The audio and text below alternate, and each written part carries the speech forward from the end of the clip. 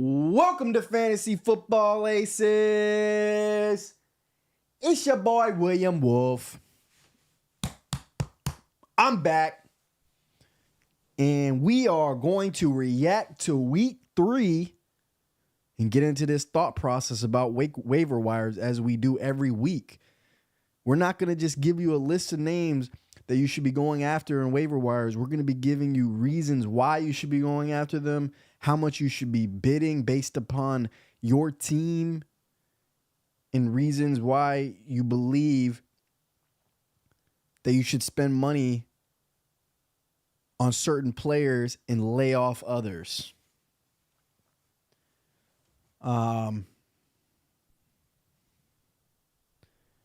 First of all, if you're a Raheem Mostert owner out there, let's go! Yeah, the number 1 ranked fantasy football player, the number 1 running back, 7 touchdowns already this year, 4 yesterday, a 40 burger. When you get a 40 burger, when your ceiling is that high, you don't lose, man. I've been raving about Raheem Mostert for 2 years now. I said, before the Jeff Wilson Jr. trade last year, Raheem Mostert was on his way to finish as a high-end RB2, possibly an even back-end RB1. That was derailed by Jeff Wilson Jr. last year. He came in. I think Raheem probably had a little bit of a minor, injury, nothing serious, just like one of those minor tweaks that every NFL player has.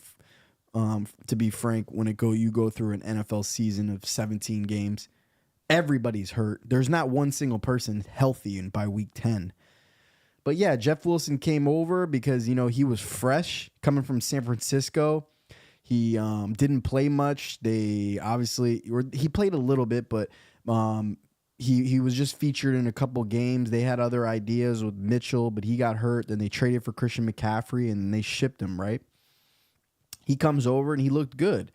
And him and Mostert are essentially 50-50, and the offense wasn't as dynamic and as good as this year. It was still good, but the offensive line wasn't as good, in my opinion, and that is really the major difference you're seeing this year. Now, with that being said, Jeff Wilson Jr., on the contrary, this year starts off on the IR. Now, they're not going to be in any hurry to get him back on the field, guys. You're looking at least 4 games on the IR, obviously, but I'm thinking more like 7 or 8 games before they even consider bringing him back. As a matter of fact, they may wait until somebody else gets hurt on this roster before they even consider trying to put Jeff Wilson on the field. Now, I can see him being on the depth chart, 3 or 4 back, on the depth, but I don't see them bringing back Jeff Wilson with the way the offense is looking in any capacity. You got quite literally a track team out there with Mostert, Tyreek Hill, Waddle, and the young kid. There's not a single person out there that had this man in their lineup. They're going to be chasing the points this week. And let me go to the monitor here. So, Devon Achane, 3rd-round pick, track star, 4.3 speed. Another guy that they're adding to their offense with elite speed. And that's what the Dolphins want to do. They just want to have speed. There was tons of snaps yesterday that Devon and Raheem Mostert were on the field at the same time. Raheem Mostert had 6 catches yesterday, and that was early. It wasn't garbage time. He had 6 catches almost in the first half. I do not see any way possible that this kid doesn't come into the lineup and play a significant role the rest of the year. He's too fast. They're not going to bring Jeff Wilson Jr. back and even flirt around with that. From what I saw yesterday with my own eyes, just with the eye test alone and not even looking at a box score, this kid looks good. He looks like he can do anything Jeff Wilson can do, but better. Now, with that being said, Raheem Mostert, I already went on a rant for about 5 minutes before I started talking about this kid. Raheem Mostert looks absolutely phenomenal. Forget the box score. Forget all the things that he's doing in fantasy football. Just look at the individual plays he's making. They threw a swing pass to him yesterday. He reads the block perfectly. He jukes two different guys and goes to the crib. Now, granted, everybody's juking anybody on the Denver Broncos right now. But that's not also considering the fact that last week against New England, he finds a hole. He's gone to the house. He's turning, if you look at his yards after contact or yards over expected this year, Mostert in advanced analytics is off the charts. He's got bigger. That means when this team's in the goal line, I know they gave Devon the ball on the goal line as well. If Raheem's in the game, they're not taking him out. He's the goal line guy too. He's running hard. He's putting his shoulders and his feet in the dirt, and he's getting extra yards every single time. He looks absolutely phenomenal. The speed is still there. Raheem still is a young guy because he hasn't gotten all the work throughout his career to really wear him down. You're looking at the best offense in the NFL. These guys are going to have massive amount of red zone opportunities every single week. They're going to be in the red zone 5 or 6 times a week. That means Raheem Mostert has at least half of those times, he's going to have an opportunity to score a touchdown. He's going to get rushes in the goal line along with this kid. So if I say all this not to say, guys, you might as well just delete Jeff Wilson Jr. He's never going to be a factor again. And he's hurt. Only way I can see him possibly getting back in the lineup and getting carries is if this kid or Raheem Mostert get hurt between now and like week 8. And I could see a small outside chance after week 8, week 9, Jeff Wilson starts to work in a little bit. But this depth chart is strong at the running back position in Miami, and Raheem Mostert is the lead guy. He played 70% of snaps week 1 and 2. I haven't seen the lineups for that yet today. I think they'll come out later on today or tomorrow. But I'm pretty sure that he was in at least before the fourth quarter when they took out all their starters. He was in for at least 65% of snaps. Raheem Mostert was on the field at the same time as this kid sometimes. So we're not going to go to my team because I can't show you who I'm bidding on. But if I'm bidding on anybody this week. But as far as Devon Achane, however you say his name, I struggle with a lot of names. You should probably bid. Now, my league, he's already taken. A lot of sharp leagues, he's already going to be rostered. But if he's not rostered, and believe it or not, all 3 of my leagues, he's already rostered. But if he's not, throw all your fab at him. Just like last week, you had Ford, and you threw all your fab at Ford. This week, you're throwing all your fab at Devon Achane. Let me go here because I do have somebody that wrote in already. Throw all your fab at him. Just like last week, you had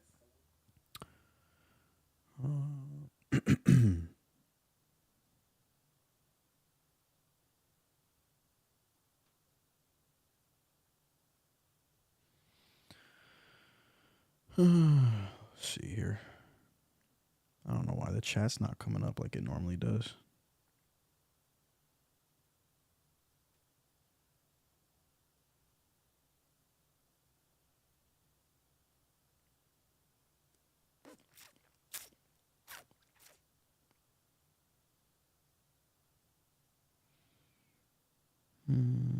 That's weird. Let me go to my studio.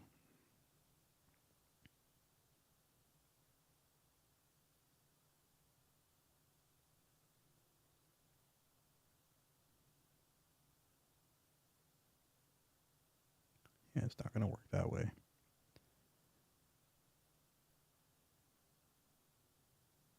Oh, I know why. I'm tripping. I know exactly why. Sorry, we'll fix this right now. All right. Gil says, I got Chris Godwin off wire because he was dropped. Is Chris Godwin still playable, rosterable? Yeah, of course. Chris Godwin's good, man. The reason why his value's down this year is because Tom Brady's off the team. And I know that sounds super simple to say, but I'll actually go into detail on my thought process. It's not just the fact that it's Tom Brady. Tom Brady was notorious for short throws, dots, quick 5-yard throws. He was notorious for getting the ball out quick. Tom Brady, the offensive line was absolutely dreadful last year. So White, the running back, Rashad White, and Godwin, they really were beneficiaries of that. Like, Tom Brady was throwing a lot of quick passes. On the contrary, Baker Mayfield is the complete opposite. Baker likes to throw the ball downfield. This is the reason why you see Mike Evans having so much success. Last year was a negative regression for Mike Evans as far as touchdowns are concerned, but that's because the offensive line and Tom Brady, they were just dreadful last year. They couldn't throw the ball downfield. They couldn't get time. Their timing was off. And Chris Godwin was a huge beneficiary of that. But he's definitely playable he's definitely somebody you want to roster. I think that I would need to see a list of receivers that I possibly would start over him or not. But for example, if I had Chris Godwin on my fantasy football Diamond League team, which I can't show you right now, except I can show you my matchup, that I would consider starting him, and he would 1,000% be on my bench. But I definitely think his stock is way down this year. I thought that before the year started, though. I wasn't going to draft Chris Godwin this year. I said before the year started, I would consider White because of volume, which you're seeing for the Buccaneers. And I would definitely 1,000% consider Mike Evans because I felt he was super undervalued for fantasy football, considering the guy is caught for over 1,000 yards every single year of his career. And he's a big boy that can catch touchdowns. And he's proven me right on both of those accounts this year thus far with with touchdowns in each game. And an easy on pace for over 1,000 yards receiving. He'll definitely do that. Mike Evans is a Hall of Famer. But going back to waiver wires for now, we're not going to react to the NFL yet. Talk a little bit of Raheem Mostert and obviously Devon Achane, just because Devon is going to be your number one waiver wire pickup this week. I would deploy all my money on him if he is in free agency, because he is worth the gamble. He looked that good. Raheem Mostert looked that good. The offense looks that good. You want a piece of that offense. If you don't have a piece of that offense, it sucks, man, because they're going to be the best fantasy football offense all year. You need Tyreek Hill. You need Waddle. You need Mostert. You need Achane. You need Tua Tagovailoa. You need all the above. They go 5 deep as far as that's concerned. You want 2 running backs, the 2 receivers, and the quarterback. There's really not a startable tight end in that offense, unfortunately. That's just not the way they play.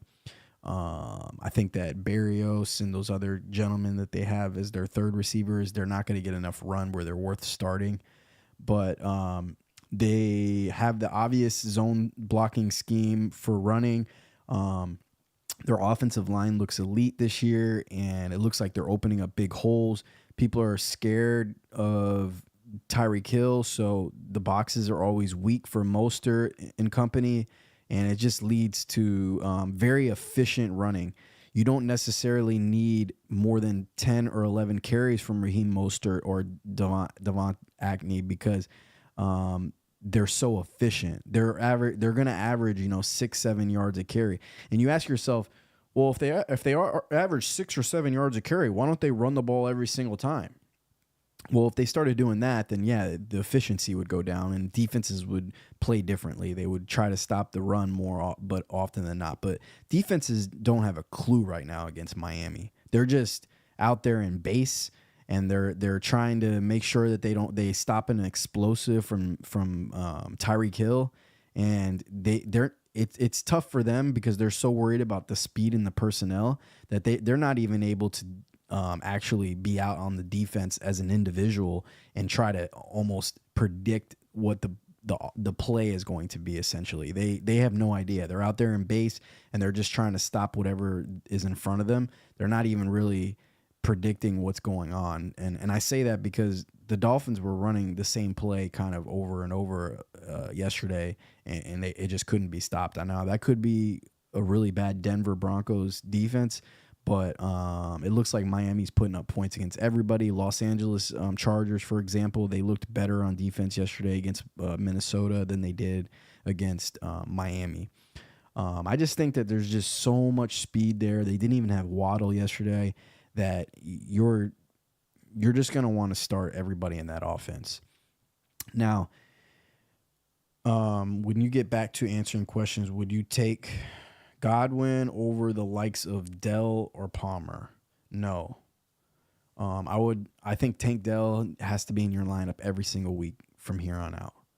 He's not going to give that role back to anybody else. The guy that he got hurt, I forget his name, it's irrelevant, that gave Tank Dell essentially the opportunity is he's not going to let go of that now. This kid's a prodigy. He's a star. He's really small, 5'8", small guy, but outside of that, he's got all the tools to be a great wide receiver in the NFL, and he's a great complement to Nico Collins, because Nico Collins is 6'4" and runs a 4.3. He's huge. He's a slant kind of player. He has a smaller route tree. Tank Dell, on the other hand, is going to be his right hand man, his duo, and Robert Woods is just that vet who C.J. Stroud is going to count on. I think that Robert Woods is never going to be startable, but if there's any offense in the NFL right now that can support 3 wide receivers, I think as weird and bizarre as this sounds, it's the Texans, simply based on that fact that they have all gotten a bunch of targets through 3 weeks. I think that that group of 3, amongst the 3 of them, they have the most combined targets of any trio in the NFL for receivers. I don't know that for a fact, but I'm pretty sure that that's the case. Robert Woods, you can't start him because he's not really a touchdown threat, because he's not a big guy, and he's also not just the featured guy right now anymore. Tank Dell and Nico are more featured than he is, and they're more talented, a lot more talented and younger. So essentially, he's just the guy that's going to be on the field a lot, a check down guy for C.J. Stroud, and somebody that he can rely on. He's good hands and he's a good player. But Nico is the guy, and Tank Dell are the 2 guys that have high ceiling, and I think that they're both going to play off each other. Some weeks Tank's going to have a good game. Some weeks Nico Collins is going to have a good game. Similarly to the way A.J. Brown and Devontae Smith are. It's kind of rare that both of those guys in Philadelphia have a big game at the same time. I know it does happen, but not often if you think about it. Just look back to last year till now. You don't see very often that both of them have a huge game. And I think that that's going to be the same thing that you see in Houston. When you catch a 60, 70-yard bomb, as Tank Dell did, that means that everybody else on offense is going to have less opportunity. Because when you're scoring like that in a drop of a dime, that means it's not a long, sustaining drive. That means it's great for fantasy and one play touchdown. But as far as Dameon Pierce is concerned, Nico Collins is concerned, they get less opportunities because they scored so fast. And that's great for the Texans, but it's bad for all the other fantasy options. And that's kind of the way that works. And it's the same thing that happens in Philadelphia when one player has a big game. In the Philadelphia offense, you just want a piece of all of them. And that's the same thing you would say about San Francisco, as long as the value is right. I think that this Houston offense, man, it's starting to evolve into something that could be put in that conversation. Obviously, it's a long ways to go, but CJ looks like the real deal. Nico Collins looks like a big, very good wide receiver in the NFL. And Tank Dell looks like a little, joystick superstar kind of kid. So there's no way I take Tank Dell out of my lineup. He's in my lineup, and no matter what. The only way I could start anybody over him is if I have some really elite people above him on the depth chart. And more than likely, even if that's the case, you got room for him as your flex. As far as Palmer is concerned, I'm gonna get to him in a second when it comes to waivers, and I think that my thought process on Palmer is gonna answer your question. So just stay tuned here, and when I get to Palmer on the waivers, which he's gonna be the next guy I talk about, so your question will be answered here in 2 seconds now. So now when it comes to Palmer, and we're gonna go to do the same thing that we always do here on the monitor. We're going to go research, and we're going to go transaction trends. And it's a good thing that I have really good eyes. So, as you can see here, Palmer right now is in my league, this league. You're not going to see Devontae Ockney because he's already been picked up. And the number one guy here is Joshua Palmer.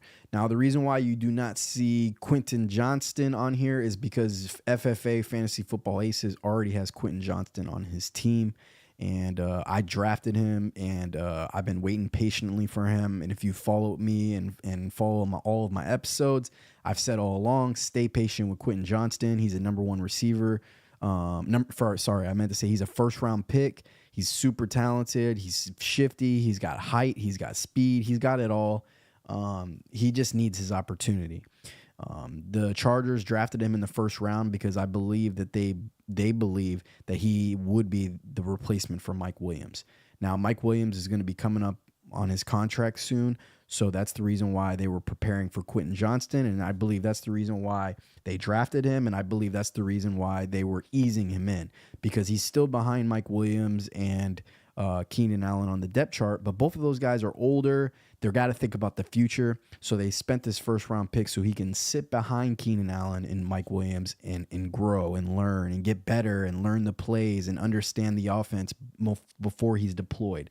I was in the thought process that you're going to wait until week 7, week 8 on Quentin Johnston, and if he still hasn't gotten his opportunity by then you release him. But I also said this, and this is not in hindsight. I said that there was a very good chance that Keenan Allen or Mike Williams get hurt. They've been getting hurt a lot the last couple of years. They're both injury prone. They're both older, especially Keenan Allen. And it was a matter of time before their body breaks down this year, and they need to take some weeks off, even if it's just 1 week. Now, one thing I didn't predict before the year started was that Palmer was going to be the third receiver over Quentin Johnston. And I think that reason was a lot of what I just mentioned, that I think they want to just ease him in because they're so deep at receiver and that depth chart is so great that they preferred, hey, let's just ease Quentin in. Let's get him to learn the plays. Let's get him to learn from the vets in Keenan Allen and Mike Williams. And then, by next year, I believe I can't confirm yes or no here, but I'm pretty sure that Mike Williams is in a contract year, or at least close to it. Keenan Allen's near the end of his career, even though I know he looked absolutely fantastic this year already. Went for like a huge game this past week. So maybe there's no slowing him down right now because he's just an elite route runner. But the thing about the Chargers offense is they're absolutely dynamic. Their offensive line is elite. They're top 10 in the NFL. When Eckler comes back, it makes their offense even harder to stop. So you want a piece of all those guys, man. It's the same thing that I said about the Dolphins, the 49ers, and up-and-coming Houston Texans offense. You can go on the Kansas City Chiefs. It's tougher to have any of those guys because it seems like it's just the Travis Kelce and Pat Mahomes show. And then, everybody else is unpredictable. So they don't quite fall in that category, even though in theory you would think they would. Obviously the Philadelphia Eagles, even the Bills, it's nice to have a piece of Gabe Davis, obviously Stephon Diggs and James Cook and Josh Allen. These are elite offenses, right? That and we'll give you a few more of them. We'll talk, you got to mention in that same breath, you have to mention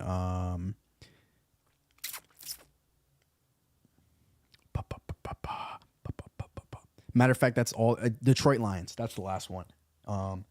I would say that's the last one that you would mention. And maybe an outside chance you can include Minnesota Vikings in that conversation. They keep proving me wrong as far as fantasy football is concerned. I knew they would regress as a team this year. I was dead on right about that being 0-3. I thought that would be some coincide in some way or another with bad fantasy football outputs, but it doesn't appear to be the case. It seems that they can still be a bad team and have really good fantasy football players.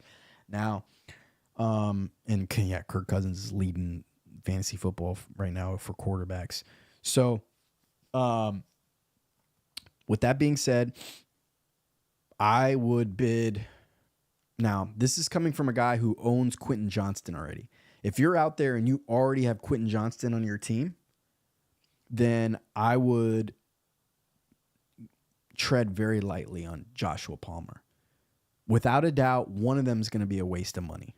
The only way that they both can work out is if Keenan Allen gets hurt. Then you're looking at a duo of Quentin Johnston and Palmer in a big-time offense with a healthy Justin Herbert. And Justin Herbert looks absolutely fantastic. But let's just go off the fact that Keenan Allen's healthy. Keenan Allen is the number one target. When Eckler comes back, he's going to be the number two guy. The two of them will be the 1 and 2, whichever way you want to put it, in the offense as far as fantasy football output is concerned. And then Mike Williams was always that guy that was boom or bust, essentially, right? And last week he was a boom. Even though he got hurt, he was a boom. Palmer will be the same way. In theory, he's going to move into be their number 2 receiver. I can't guarantee you that he's going to be running the Mike Williams route tree. There's a chance they put Quentin Johnston there and then they leave Palmer in as the role as he already is. That way they don't have to switch Palmer up. They're like, hey, Palmer, you're still going to run your same role. And then Quentin, you're the Mike Williams now. And if that's the case, you're looking at 3 receivers that all get, above 70% snap share, which is going to be the case most likely anyways.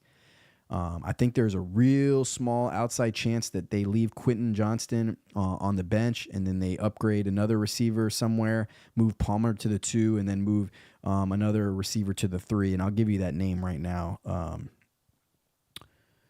because I know who I'm thinking of. I just don't want to say the wrong name. And but there's a chance that they do this. I will say that. Here we go. His name is... Wow, they don't show him on this one.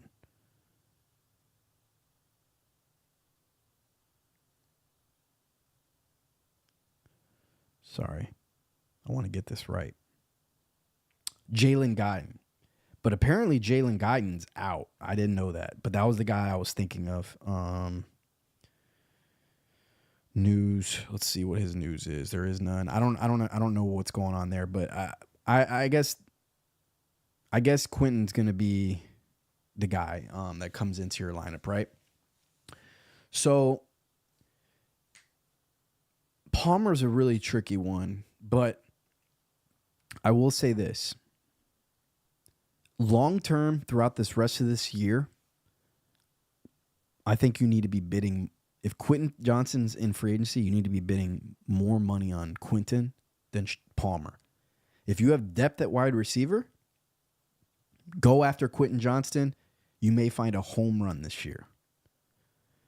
If you need receiver help right now, next week, you need receiver help, spend more money on Joshua Palmer because he will be the number 2 receiver in that offense for the time being.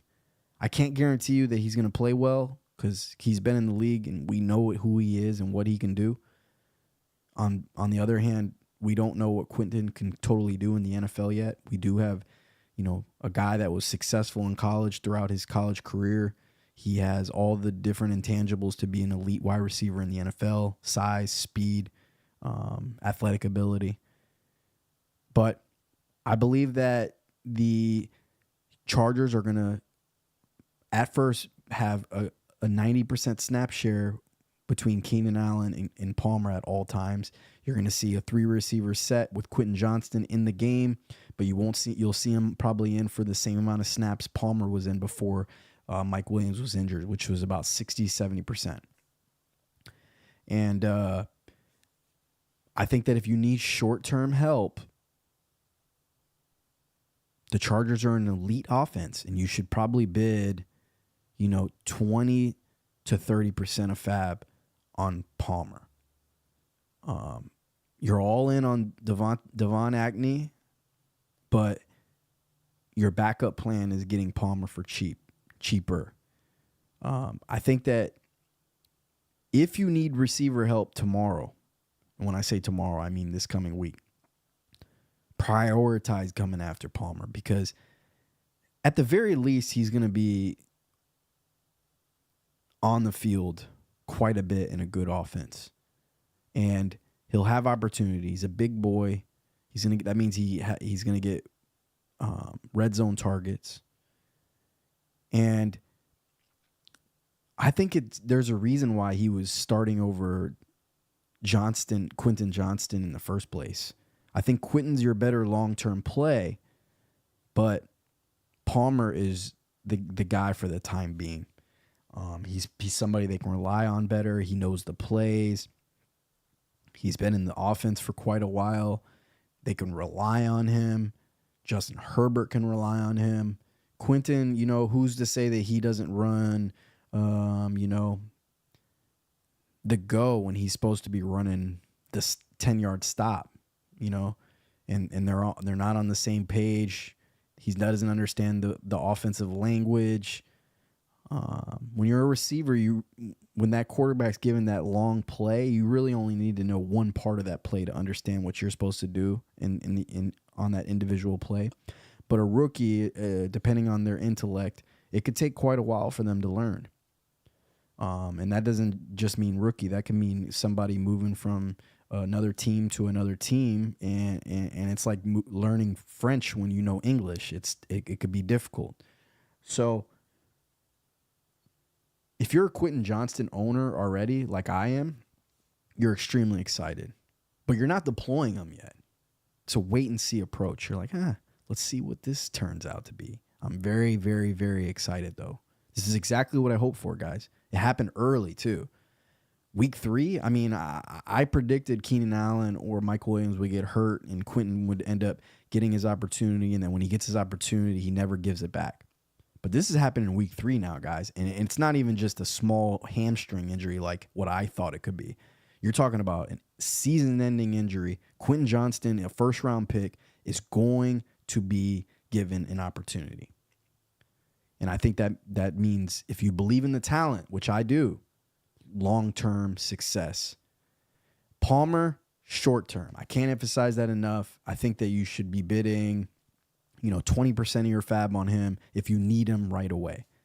I can make an argument that if you need him right away, if your receivers are really bad, maybe just, go 50% of your fab on him, because you're going to get a receiver in a big time offense that can actually, you can start and live and die by the result. I don't think Palmer is going to be some superstar for you in fantasy football. I can't guarantee you that he even finishes as a wide receiver 2 this year. I think that rest of the year, you're looking at a guy with wide receiver 2 upside and most likely a back-end wide receiver 3. Somebody who's going to have boom or bust games just the way Mike Williams did, but even worse. You got to think Mike Williams, but not as talented. That's the way you got to think about it. And if you think about it that way, I think that you probably aren't going after Palmer as aggressively as you should be. Now, with that being said, you have to throw in the variant that you're not going to be picking up very many receivers in free agency right now. Most of them are probably on somebody's team by now. I think Adam Thielen would have been a good person to go after. Mingo just got hurt, so DJ Chark's a guy that you could possibly go after. But there's not a lot of receivers out there that you can grab, and there's especially not going to be an opportunity like this where you're getting a Palmer guy who's been in the offense for quite a while and now is essentially going to be deployed as the number 2 receiver because Mike Williams is gone. I think that the only other situation that you can find yourself in then that could be more juicier than that the rest of the year would be a situation that, like, let's say hypothetically Kadarius Toney tore his ACL, Sky Moore got hurt, and then you were looking at Rashee Rice for Kansas City, who was going to be in for 70% of snaps. That would be a situation that Rice would be a guy that you would really be going after in in free agency. But besides that, I don't see very many situations that you're ever going to get an opportunity like this. So if you need a really good receiver, I said in the beginning of the year you should go after Puka Nacua and Tutu Atwell pretty heavily. That's turning out to be a good buy. Obviously, yesterday was a little disappointing, but still, though, that's all receivers. Receivers week to week have a ton of variance. You can't totally rely on any receiver in the NFL not named Justin Jefferson or Stephon Diggs. There's a couple others that you can genuinely rely on them every single week. But look at the disparity and the variance that Jamar Chase has had so far this year. So, and you would consider him a top 5 elite talent in the NFL. That's just the way I feel about receivers, and they prove me right every year. You can't rely on them. Look at A.J. Brown. Amazing game last week. The couple weeks prior to that, he was, abysmal. It has nothing to do with him. He's a great talent. He's a great player. But there's just so many variables when it comes to a receiver having a good game. And they don't have good games every week unless their name's Justin Jefferson or Cooper Kupp when he was healthy. And that has a lot to do with just the quarterback really searching for those guys. Stephon Diggs with the Bills. Like Josh Allen just stares at him. But those guys are very, very, very rare, and that's the reason why they cost a shitload in salary when you draft them in a high draft pick, first or second round pick in Snake. Now, besides that, we'll go to quarterbacks. I think that C.J. Stroud is fool's gold. Now, that might sound a little bizarre because I'm hyping up Houston's offense. Tank Dell looks great. Nico Collins looks great. Robert Woods is viable vet. They have a good trio of receivers. C.J. Stroud looks like he's the real deal. But here's the thing, guys. His upside is limited to what you're seeing here, and he has a tough schedule the rest of the way here. We got Pittsburgh. We got the Saints. We got a bye week. I mean, unless you're super desperate, are you really going to start him next week against Pittsburgh? I don't think so. What's the following week after that? Atlanta? Let me look at here because it's harder to see on the screen over there, but I can pull it up here pretty quickly. You're looking at Atlanta, New Orleans, and Pittsburgh in a bye week. So the next 4 weeks, do you really want to start C.J. Stroud? I wouldn't. I'd be very nervous about that. I mean, I'd start Justin Fields over him. So that gives you my thought process. I'm starting Justin Fields this coming week against Denver. Now, I know a ton of fantasy experts out there they're essentially saying Justin Fields you might as well throw him in free agency. I think they're out of their mind. If you talk to a sharp fantasy football guy like myself who has Justin Fields on his team and spent a lot of draft capital on Justin Fields, you're talking to a guy who sat him against Kansas City on the road because what you've seen transpire. To me, that was a no-brainer that he was going to have a shitty output against Kansas City. Kansas City's defense is fucking for real, first of all.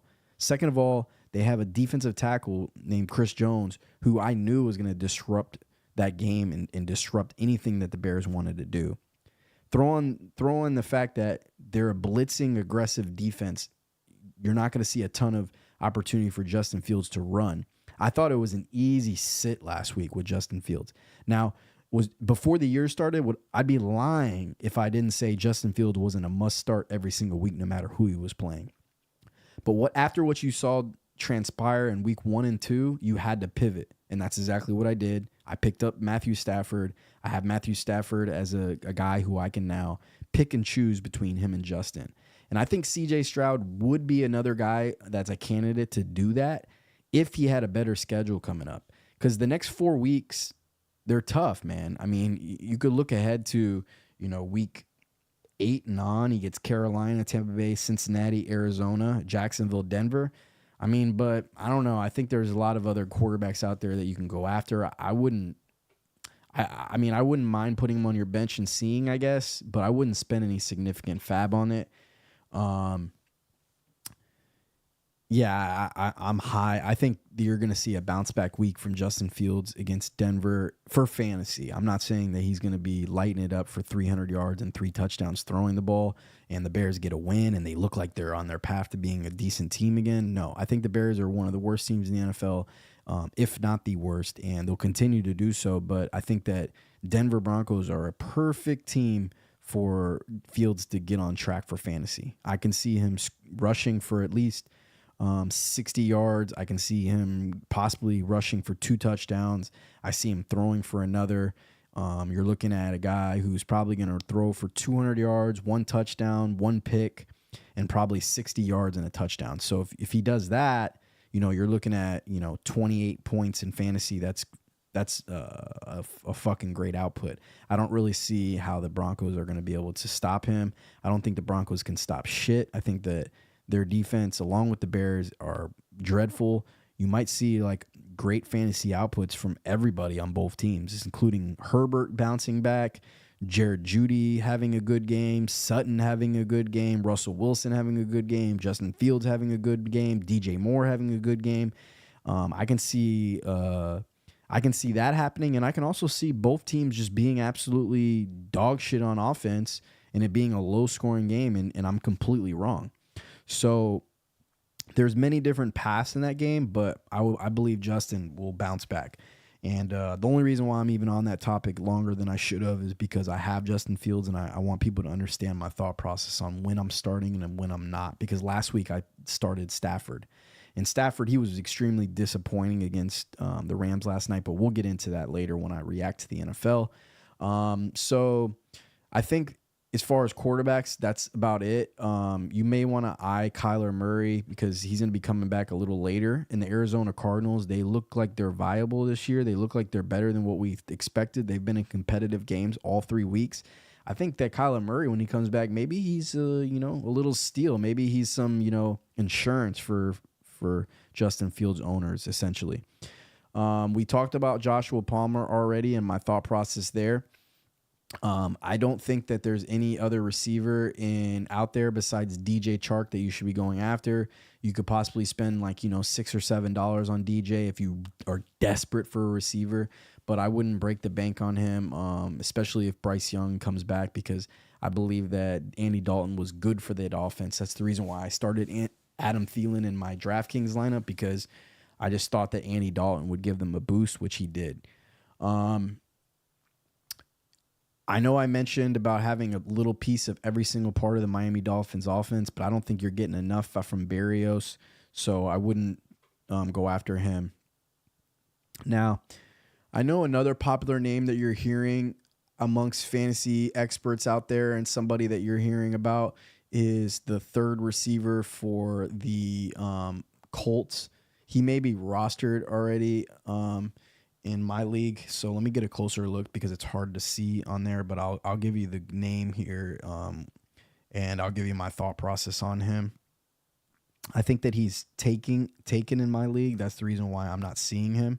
So we'll adjust this to all players, and we'll talk about him in a second here. Here it is. Josh Downs, their third receiver for the Colts. Now, do not go after him. The fact that people are saying to go after him, I think they just want something to talk about. I think they're having their little waiver wire segments for whatever they're doing, and they just want to talk about it. Listen, he's the third receiver on that team. They're not a throwing team. They want to run the ball. I don't know what's going to happen with Jonathan Taylor coming back. Zach Moss looks absolutely phenomenal. But they don't. Richardson's in the game. He's going to be looking for Pittman Jr., but he's not a kind of guy who's going to spread the wealth, and he has an accurate arm who's just reading defenses. That's not the way they're playing. They're playing actually the way Justin Fields and the Bears should be playing, and that's they want to run the ball. They want to design runs. They want to have easy passes for Richardson based on the fact that the defense is trying to stop the run. So don't go after Josh Downs. That's a guy that you're going to pick up or waste money on, and then you're going to drop him. He's not going to be somebody that you're going to rely on. And matter of fact, the Criminals has him in my league, which doesn't surprise me. He's one of the guys and that values talent over everything. So he most likely had an eye on Downs and the fact that he does have potential. But the potential is not going to come into fruition this year, unfortunately. Let's see here. I got offered Tua for Godwin. Should I do it? Yes. And I don't know the rest of your team. I don't know your receivers. I don't know any of that stuff. But yes, I would do that in a heartbeat. Grab Tua for sure. Tua could be the MVP this year, and you want a piece of that Dolphins offense. No doubt about it. You go for him. And I see you left a message before that. I'm in a 14-man and have Lamar and Tua. Oh, wait, that doesn't even make sense. Oh, you got offered Godwin for Tua. No, you need to be getting something better than Godwin, buddy.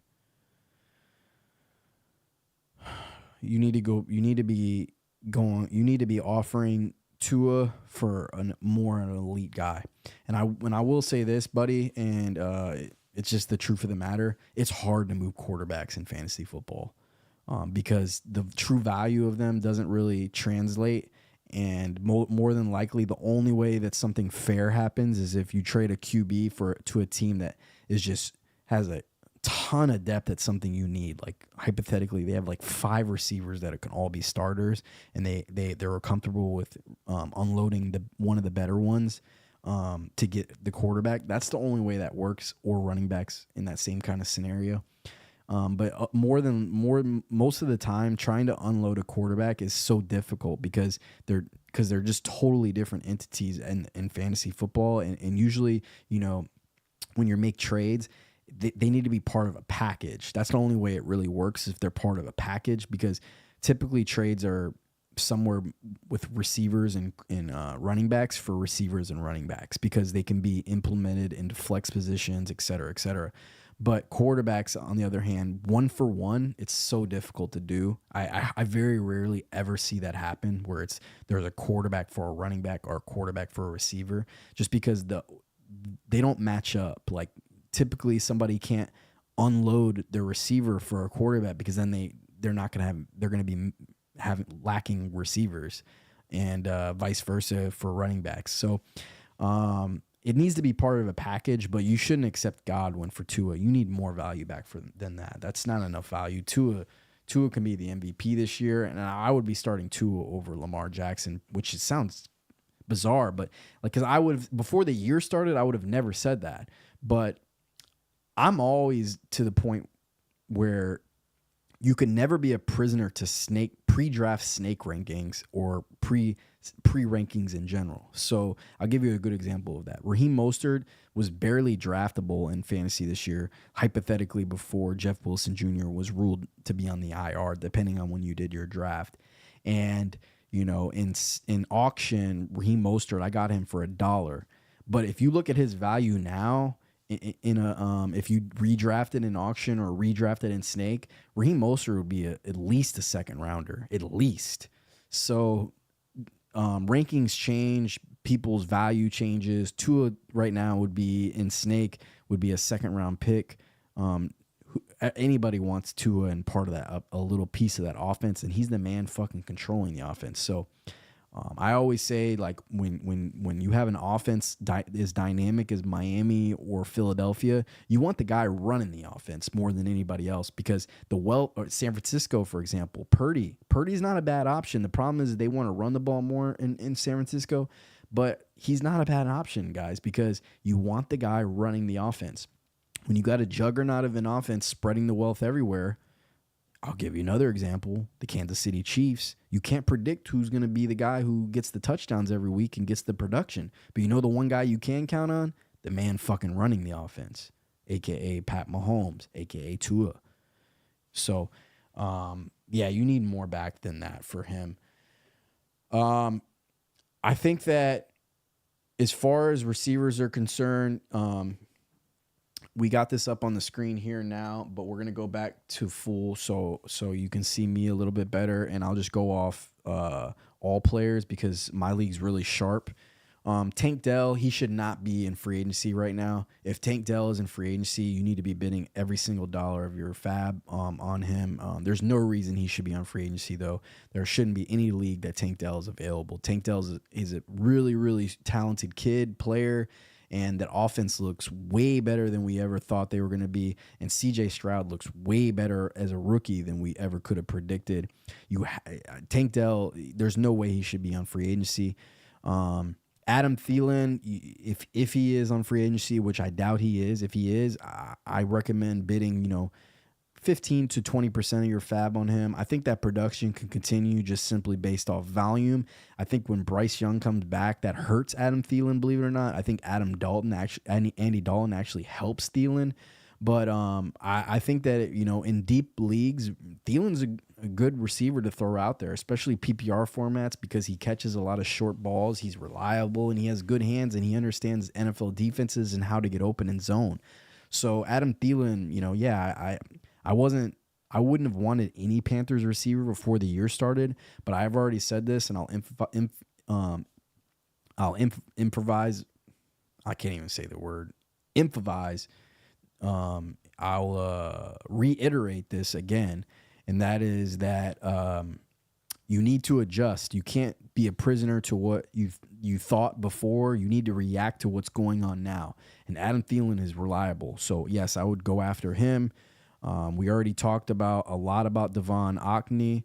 I would deploy all your fab on him right now.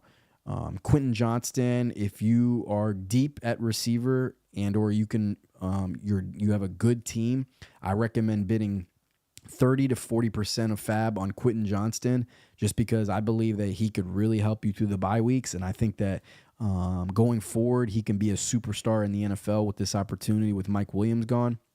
We know Palmer is going to be the number 2 receiver for LA, but that's short term. By week 8, week 7, week 8, what is Quentin Johnston going to be? I don't know. We're going to find out this coming week when he gets 60, 70% of snaps and he actually gets 5 or 6 targets, what he does with those targets. It's possible that Quentin Johnston turns into a superstar here in the next 8 weeks. We don't know. So I think he's worth the gamble. But if you need a receiver right now, like you need one for this coming week, yeah, you're going to go after Palmer, and that's how you're going to determine how you spend your money on those 2 guys. Musgrave, he is a guy that's going to be off and on in the waiver wires this year. I say stay away from him. I think tight ends, you're throwing a dart every week essentially, unless you have 2 or 3 or 4 different guys, Hawkinson, Andrews, and Kelsey. Those 3 guys you're probably never going to sit. You're probably never going to sit Kittle. You're probably never going to sit Laporta at this point with Detroit.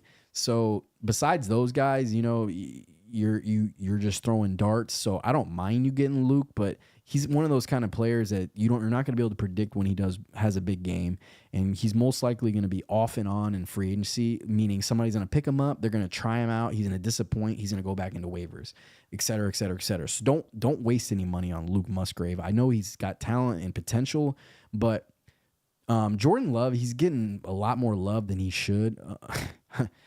No pun intended. But the thing is he looked fucking terrible this past week. And I know they came back and won the game, and it was heroic, and he's going to get the love at Lambeau because he led them to victory, a comeback victory. But I think that comeback victory is more about Derek Carr getting hurt and Jameis Winston not doing anything, more so than Love actually leading them to victory. I think that Jordan, to me, I saw a lot more negative than positive this past week, and that's not hate either. I'm not hating on the guy. I just think that watching him play, like he missed a ton of throws. He didn't look good to me. They pulled out the victory, and that's good for them. But I believe that was more about Jameis Winston and Derek Carr getting hurt. So I wouldn't be too high on Musgrave. I wouldn't even really want anybody on Green Bay not named Aaron Jones. I don't think I want anybody in that offense. Christian Watson possibly when he comes back, but I mean, I more than likely only want Aaron Jones in that offense.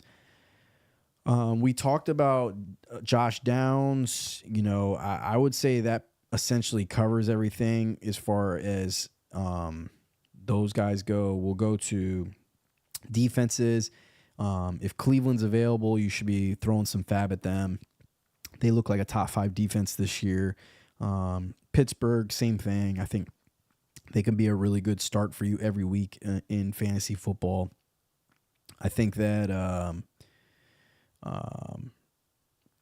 that covers everything. At running backs, I named everybody already, and you're going to be looking at... That's it. I mean, I wouldn't even consider anybody else at running back except Devon Hockney. And you should throw all your fab at him. He's your number one target in all of fantasy football now. Now we're going to react to the NFL. We're going to break down each game, and I am going to essentially talk about not only fantasy football when it comes to these games, but real life football, what I'm thinking is going to happen going forward in the NFL, which inevitably is also considering what's happening in fantasy football, which they'll coincide, and I'll talk about both. Would you take Brian Robinson or Alvin Kamara rest of season?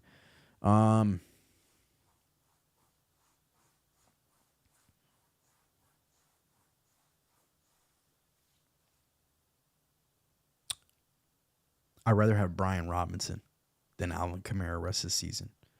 Reason being, I know Brian Robinson's role in that offense right now. I know what they're going to do. It looks like he is the true RB1 there. He's getting catching opportunities. I know last week was a disappointment, but the first 2 weeks were great. Alvin Kamara, I don't know what's going to happen with him. Now, you're asking me this before week 3. Now, if you ask me after week 3, when I get a chance to see Alvin on the field and I get a chance to see what he looks like, I get to see a chance to see his snap share, I get a chance to see how they're going to use Kendre Miller and Jones and Jamal Williams when he comes back from his hamstring injury. They got a group of guys that I think that they're going to throw out there at running back position. So is Kamara going to come back and be the guy that we all know he is? If that's the case, then yeah, you probably want Kamara rest of the year. But I think I want Brian Robinson. I think it's less of a gamble. And you're asking me this before I get a chance to see Kamara play. So I would say Brian Robinson. But ask me that question after week 3. I know there's probably a reason why you're asking me that right now, but because maybe a trade opportunity or something like that. But I would probably lean Brian Robinson right now. But ask me again after week 3. Trade Mostert, Brian Robinson, and Garrett Wilson for Kupp and Breece Hall? Absolutely not. Absolutely not. No. Cooper Kupp, you don't know what's going to happen to him rest of year. There's a chance he comes back and he's that same guy that he was before the injury. There's a chance that Cooper Kupp's never that guy again. And I know that sounds really extreme and radical, but it is the case. You don't know what's going to happen with Kupp. You also don't know when he's going to come back. Breece Hall, an unbelievable talent. You're looking at 2 guys, Kupp and Breece Hall, on paper that are the bigger names and whatnot. But Breece Hall, he's not going to be the workhorse in that offense, if you even want to call that an offense. I don't know what you want to call that in New York. I don't want any piece of that shit. I'd rather have Garrett. I'd only want Garrett Wilson. I don't want anybody else on that New York Jets offense. So you obviously have Garrett Wilson. You'd be trading that for Breece Hall. There's a chance by week 8, week 9. I keep saying week 8. I'm only saying week 8 because it's middle of the year. Like, don't quote me on exactly week 8, but like somewhere in the middle of the year, there's a chance Breece Hall starts to get really healthy, and then he's the man in that offense. But is he really going to be able to be somebody you're counting on, considering the fact that they can't block for shit? They can't move the chains on third down. Like, that means that drives aren't going to be sustained. That means less carries. They're going to most likely be losing, even though I know their defense is great. I just don't see any path that or any reason why I would want Breece Hall right now. I just think you want to stay away from anybody on there. Now, you're essentially then saying, am I trading, Mostert and Brian Robinson for Breece Hall? I think that would be the biggest mistake you ever make in fantasy this year. I've already talked about this a ton. I'm sure you came on late, but you don't want to get rid of anybody on Miami. I know that the thought process is this. I think that this is a common thought process amongst most people in fantasy football, especially if you don't have a piece of that offense. If you're standing from the outside in and you don't have Mostert on your team like I do, I have Raheem Mostert, you're standing there and you're thinking to yourself, he'll come back down to earth. Jeff Wilson comes back, that depth chart's going to be crowded with Devon Achane and Mostert and Jeff Wilson. I don't want Mostert. Look, I need to sell high on Mostert right now. He'll never be this good. No, that's not the way you should be thinking, because I'm going to give you the thought process of somebody who's in the trenches with Raheem Mostert, somebody who believes in Raheem Mostert. Buddy, the Miami Dolphins is going to be living in the red zone. Raheem Mostert is going to get plenty of goal line carries. Raheem Mostert is going to get plenty of goal line targets like he did this past week. Raheem Mostert is making individual plays that are absolutely fantastic. He's making plays that are going to keep him on the field. There's no way he's going to lose his role. He's bigger. He's running harder. He's has lots of yards after contact. He's rushing for more yards than expected per. He's one of the more efficient running backs in the NFL, if not the most efficient running back in the NFL. We know he's number one in all of fantasy right now. If because they're going to, Miami Dolphins offense continues to be the best in the NFL, why would you not want a piece? Why would you get rid of Mostert? Why would you get rid of Mostert for fucking Breece Hall? That shitty-ass Jets offense that can't move the ball. On third down, it's 3rd and 6. It's 3rd and 6 on their own 30. They're first and second down, they ran the ball. 3rd and 6. The Jets need to get a first down to continue the drive. They're not going to get the first down. They're going to punt. Guess what? That means your guy, Breece Hall, he's on the bench until next drive. And then next drive, that same thing happens. You want guys that are going to sustain drives. In other words, yeah, Tyreek Hill and Waddle, they're going to have huge games, but they're going to be moving the chains. So even if 80 of the yards go to Tyreek Hill and Waddle on a drive, or even Devon Achane, then all of a sudden Mostert comes in and Mostert gets one carry and he goes to the house for a touchdown. He's just going to have more opportunities. The offense, everybody in the offense is going to have more looks because they're moving the chains. They're having long drives. They're on the field for a long time. And there's just no way in hell that you want to get rid of Raheem Mostert, especially for Breece Hall. Now, Cooper Kupp, he's interesting in that trade because Cooper Kupp, he's and you're messaging here some more. I'll read what you're saying here in a second, but I just want to finish my thought. Because I got quite a few messages coming in now. Garrett Wilson and Kupp. Now, you're giving up way too much, first of all. But let's just analyze that for what it is. We don't know what's going to happen with Kupp, as I already said. Garrett Wilson, it sucks. I know, they're not, like I said, for all the reasons that I said, stay away from Breece Hall. It sucks because Garrett Wilson is an unbelievable talent. But the one thing that Garrett Wilson at least has going for him is that you can throw the ball 5 yards wide on him and he'll grab it with one hand and pull it in for a touchdown. Like that play he made the other night in week 2, I believe it was, or was it week 1? I think it was week 1. Just an unbelievable play, an unbelievable effort. I think if there's any way, they go and get another quarterback. I had Garrett Wilson on my fantasy football team last year. He was still very good when they had White starting. So if they go and they went and picked up that quarterback this year from the Broncos and the Bears. His last name starts with an S. I'd have to look it up.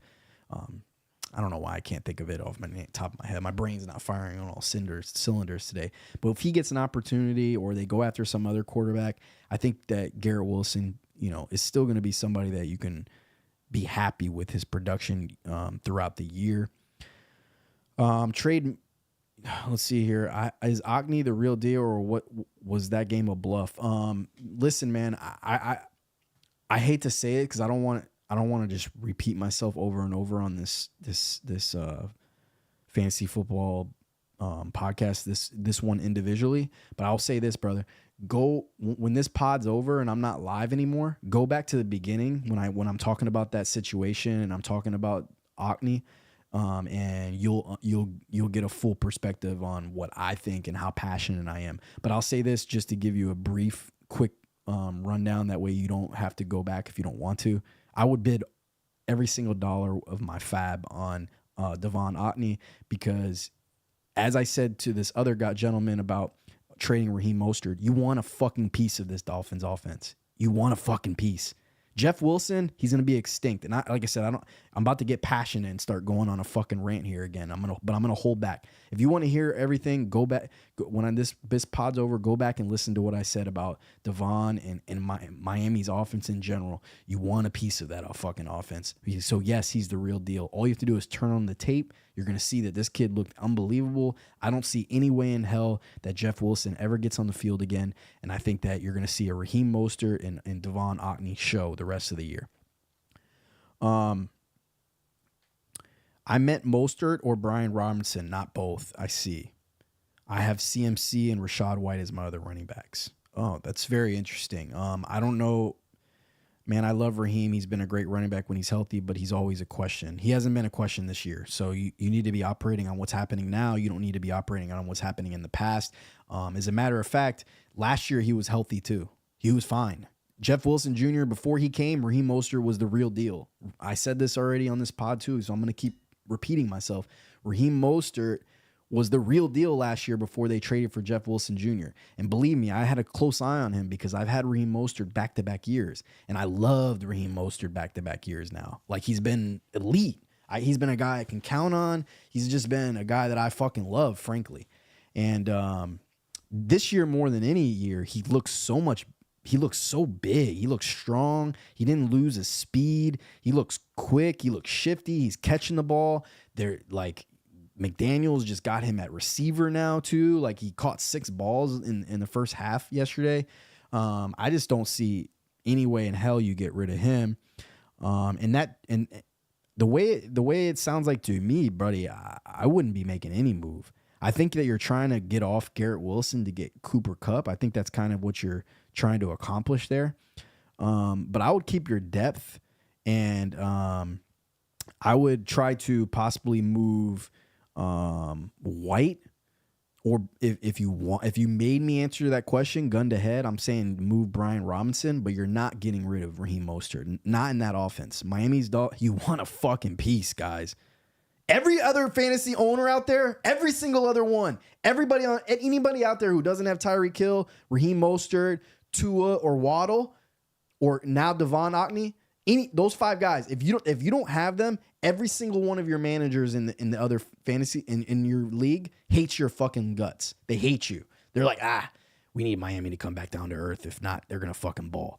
That's what they do. So if you have a piece of them, you point and you laugh. Ha ha ha! I got Miami Dolphins piece, baby. I'd be happy having any one of them 5 people: Waddle, Tyreek, Mostert, Devon Ocney, or Tua Tagovailoa. If you have any one of those 5 guys, you're fucking loving your life right now. And I have Raheem Mostert. And you're talking to a guy who has Raheem Mostert, DeAndre Swift, Tony Pollard, and James Cook. I got 4 dogs. 4 real fucking dogs. You're talking about 4 guys that are RB1s right now, essentially. James Cook right on the cusp, and so is Swift right on the cusp because Swift didn't play week 1. But I got 4 fucking dogs. And guess what I'm going to do? I'm going to keep that fucking depth, because guess what happens during the fucking bye weeks? You just fucking plug and play, baby. We fucking plug and play. And we also when you have depth, guys, you play the fucking matchups and you don't get results oriented. Just like fantasy football aces, pocket aces, we're not results oriented, but we do go with the best statistical chance. So in other words, I started Raheem Mostert over DeAndre Swift last week because I liked the matchup more than I liked DeAndre Swift on the road against the Buccaneers, who usually have a good run defense. And I started Raheem Mostert. I started James Cook. I started Tony Pollard. But guess what? This coming week, I'm sitting Raheem Mostert.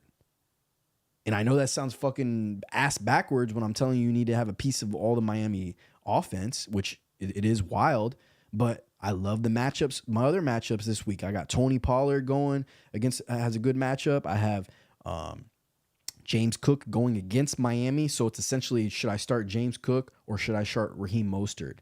And I may go back on that and start Raheem Mostert because he's just that hot and that offense is just that good. I just think that the Bills are pretty good against the run, and I think you're going to see a game where the Miami Dolphins throw the ball a lot more on the Bills. That's just my own prediction.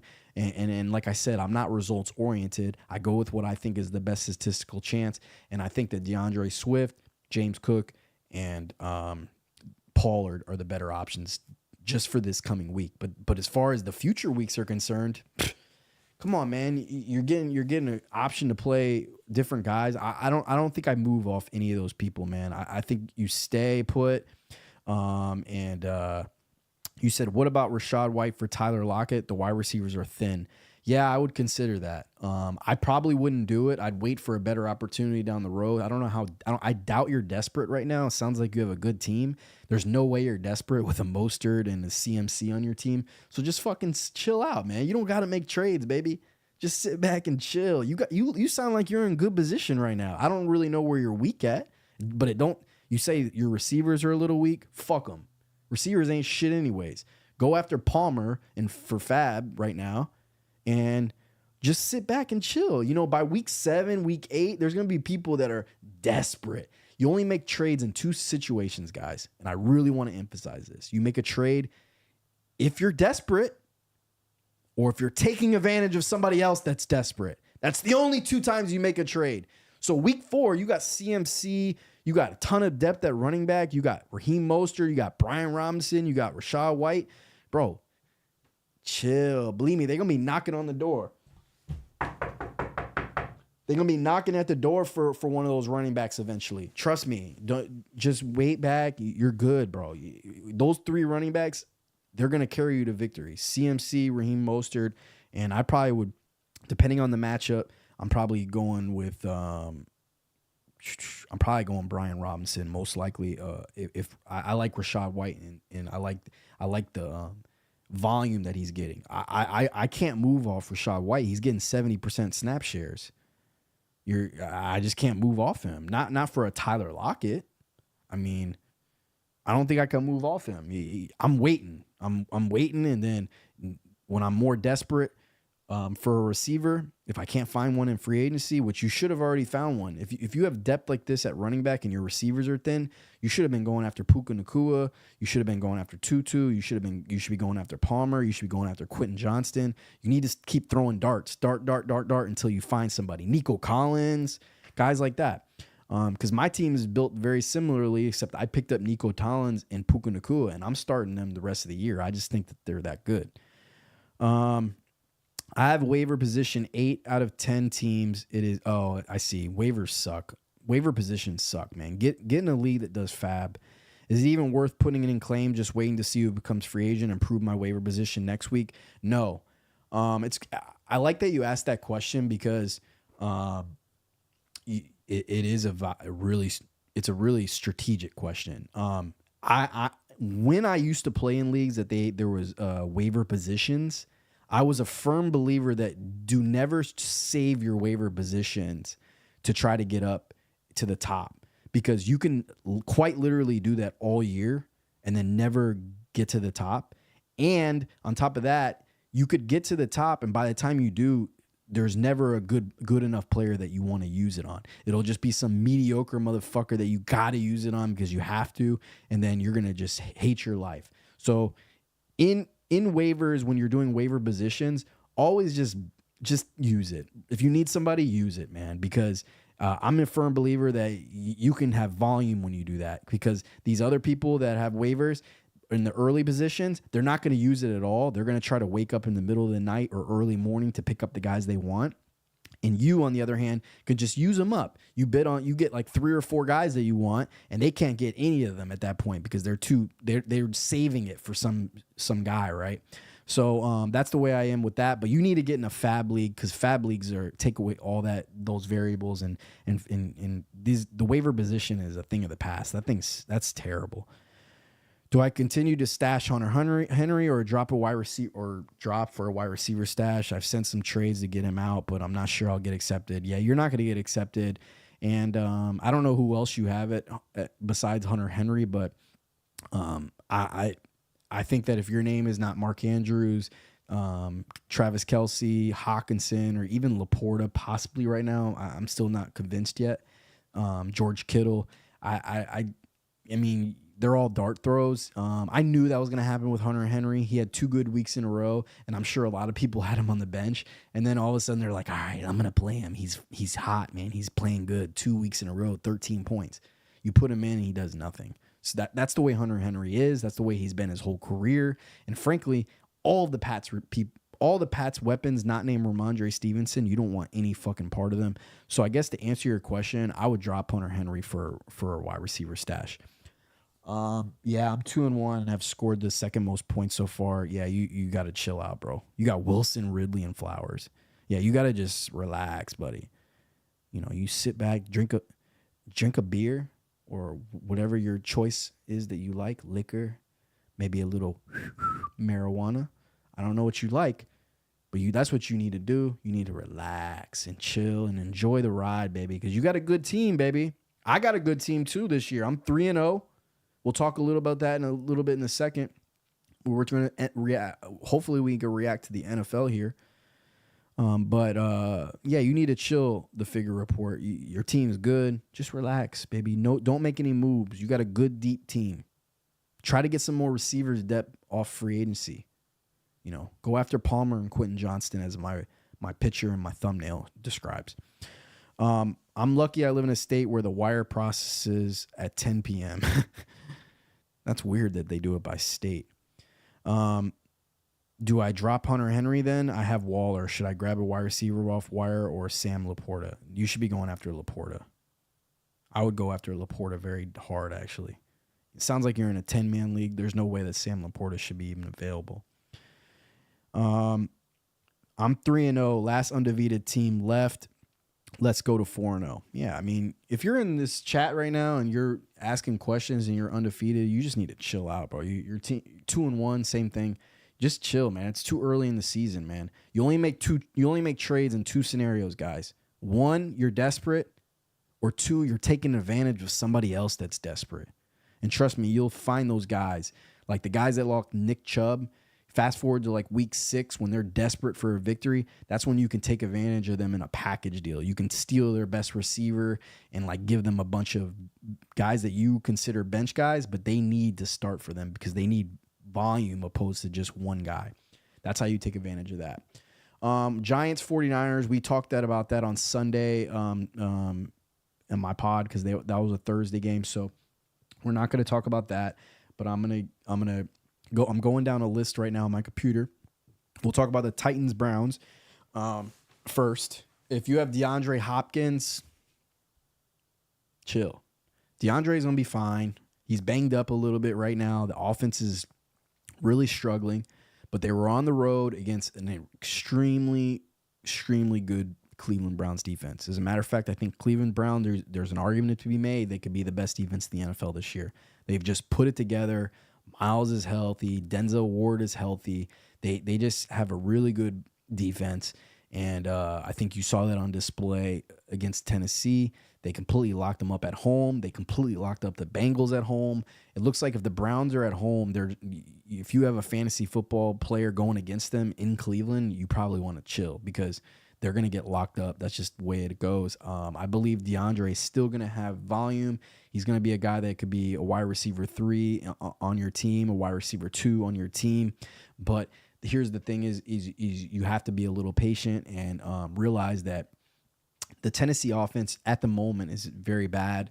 I think that there's something weird going on with Derrick Henry. He only played less. He played less than 50% of snaps. He's been playing only around 50% snaps or less all year. So I'm not really sure what's going on with him. But if you have Derrick Henry, it sucks, man. I said before the year started, if you start to follow FFA, I said don't draft Derrick Henry. You never want to draft a running back that you could possibly be on the year that you're seeing transpire right now. And I could be speaking too early too. One of these next weeks, Derrick Henry could go for 200 yards and 2 touchdowns. He's that good. He's that big. But I just believe, I'm a firm believer in avoiding drafting guys that you get the year that's their demise. So if you want to like draft, in other words, you want to draft the young guys. You want to draft Kenneth Walker Jr.'s, Travis Etienne's. You want to draft James Cook's, DeAndre Swift's.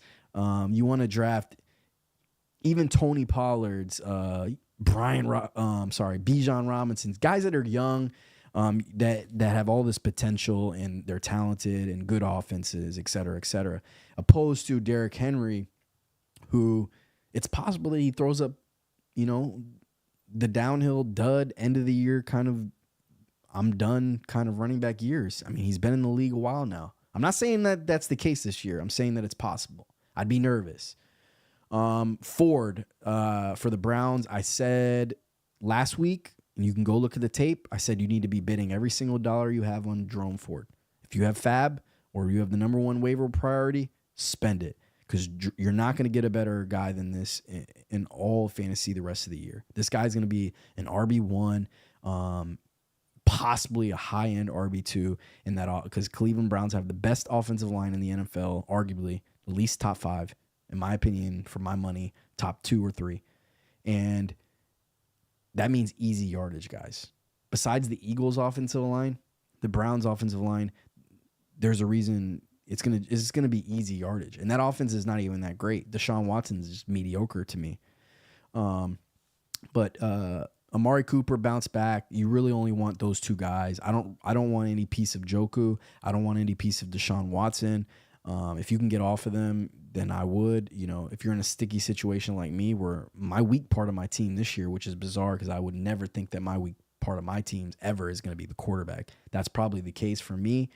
But even in that case, I don't want Deshaun Watson. I just, from what I've seen from him this year so far, I just don't like anything about it.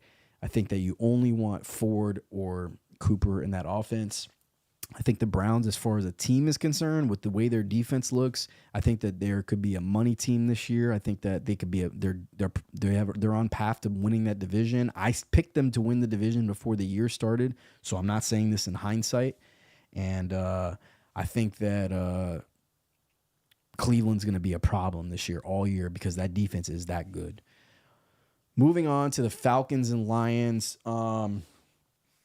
Gibbs was a huge disappointment this week, guys. Jahmyr Gibbs. Now, I picked him as a league winner before the year started. I feel blessed and lucky that I didn't get a piece of him in my 2 biggest money leagues. I just got outbid in my salary cap drafts, and luckily for me, I'm not in snakes, so I didn't reach for him anywhere because I couldn't, because I don't play snake. But he's been a very big disappointment. I think when Montgomery comes back, he's going to be going right back to the role that he was. I think Gibbs has one more opportunity this coming week to really prove that he should never give any fucking percentage of his snaps back to Montgomery. And that means he needs to go off this coming week, like really off. The one thing I'll say is Atlanta's been top 5 against the run all year, so that kind of was not out of the ordinary, even though there's only been 3 weeks now. Atlanta appears to be one of the better defenses against the run. Looks like both teams decided they wanted to stop the run last week because Bijan Robinson had a bad game. But with that being said, guys, the Lions, you want a piece of that offense, man. That's one of those teams, you want a piece of that offense. They have top 5 offensive line in the NFL. When Jamison Williams comes back in week 7, that's going to open up a huge deep threat, and teams are going to be worried about him. Trust me, that 4.2 speed, you cannot teach it. That's going to give all the running backs more opportunities. It's going to give St. Brown more room to work inside the numbers. I just believe that you have to stay patient with Gibbs. He's been disappointing, but I think big days are ahead of him. So be patient. On the other side of the ball, Bijan Robinson, I still am a firm believer that, this is the kind of year that you're going to get out of him. That offense is mediocre. Their offensive line run blocking is the best in the NFL, and it's probably another top 5 offensive line. And I know it sounds repetitive because it sounds like I'm naming all the offensive lines. It's just a coincidence that you got Atlanta, Browns, and Falcons back to back there. But those are 3 of the top 5 offensive lines in the NFL. Bijan will have big days ahead of him. The problem is just you have to worry about Tyler Algier and Cordell Patterson lurking. And it is what it is, but we all see the talent with Bijan, and big days are ahead of him along with Gibbs. I just think it was a down game for both of them. As far as Kyle Pitts and Drake London are concerned, don't start them. If you have any other options, start them over those guys. I mean, they're not throwing the ball. Ritter's fucking terrible. They just, I don't want to start any piece of that Falcons offense outside of Bijan Robinson and a dart throw with Tyler Algier. As far as the teams are concerned, I think the Lions and the Falcons are both possible playoff teams, and I think that was a possible playoff matchup. I think that the Lions have some big days ahead of them when they get Jameson Williams back, when they get Gardner Johnson back on defense. I think the Lions are a money team. I think that their roster is one of the most talented rosters in the NFL. On the other side of the things, I think the Falcons can win the South, but I just don't, they'll get blown out in the playoffs. I compare them to possibly like a Giants team last year. That's how I would say the Falcons are. As a matter of fact, that's a great comparison because Bijan and Saquon are very similar, and their offenses are both pretty similar, and that they're not that good besides that one player. So that's a great comparison, actually. Falcons are playing better defense this year as it did the Giants last year. I think the Falcons could be a playoff team this year. Saints Packers, that was a low scoring shitty fucking game.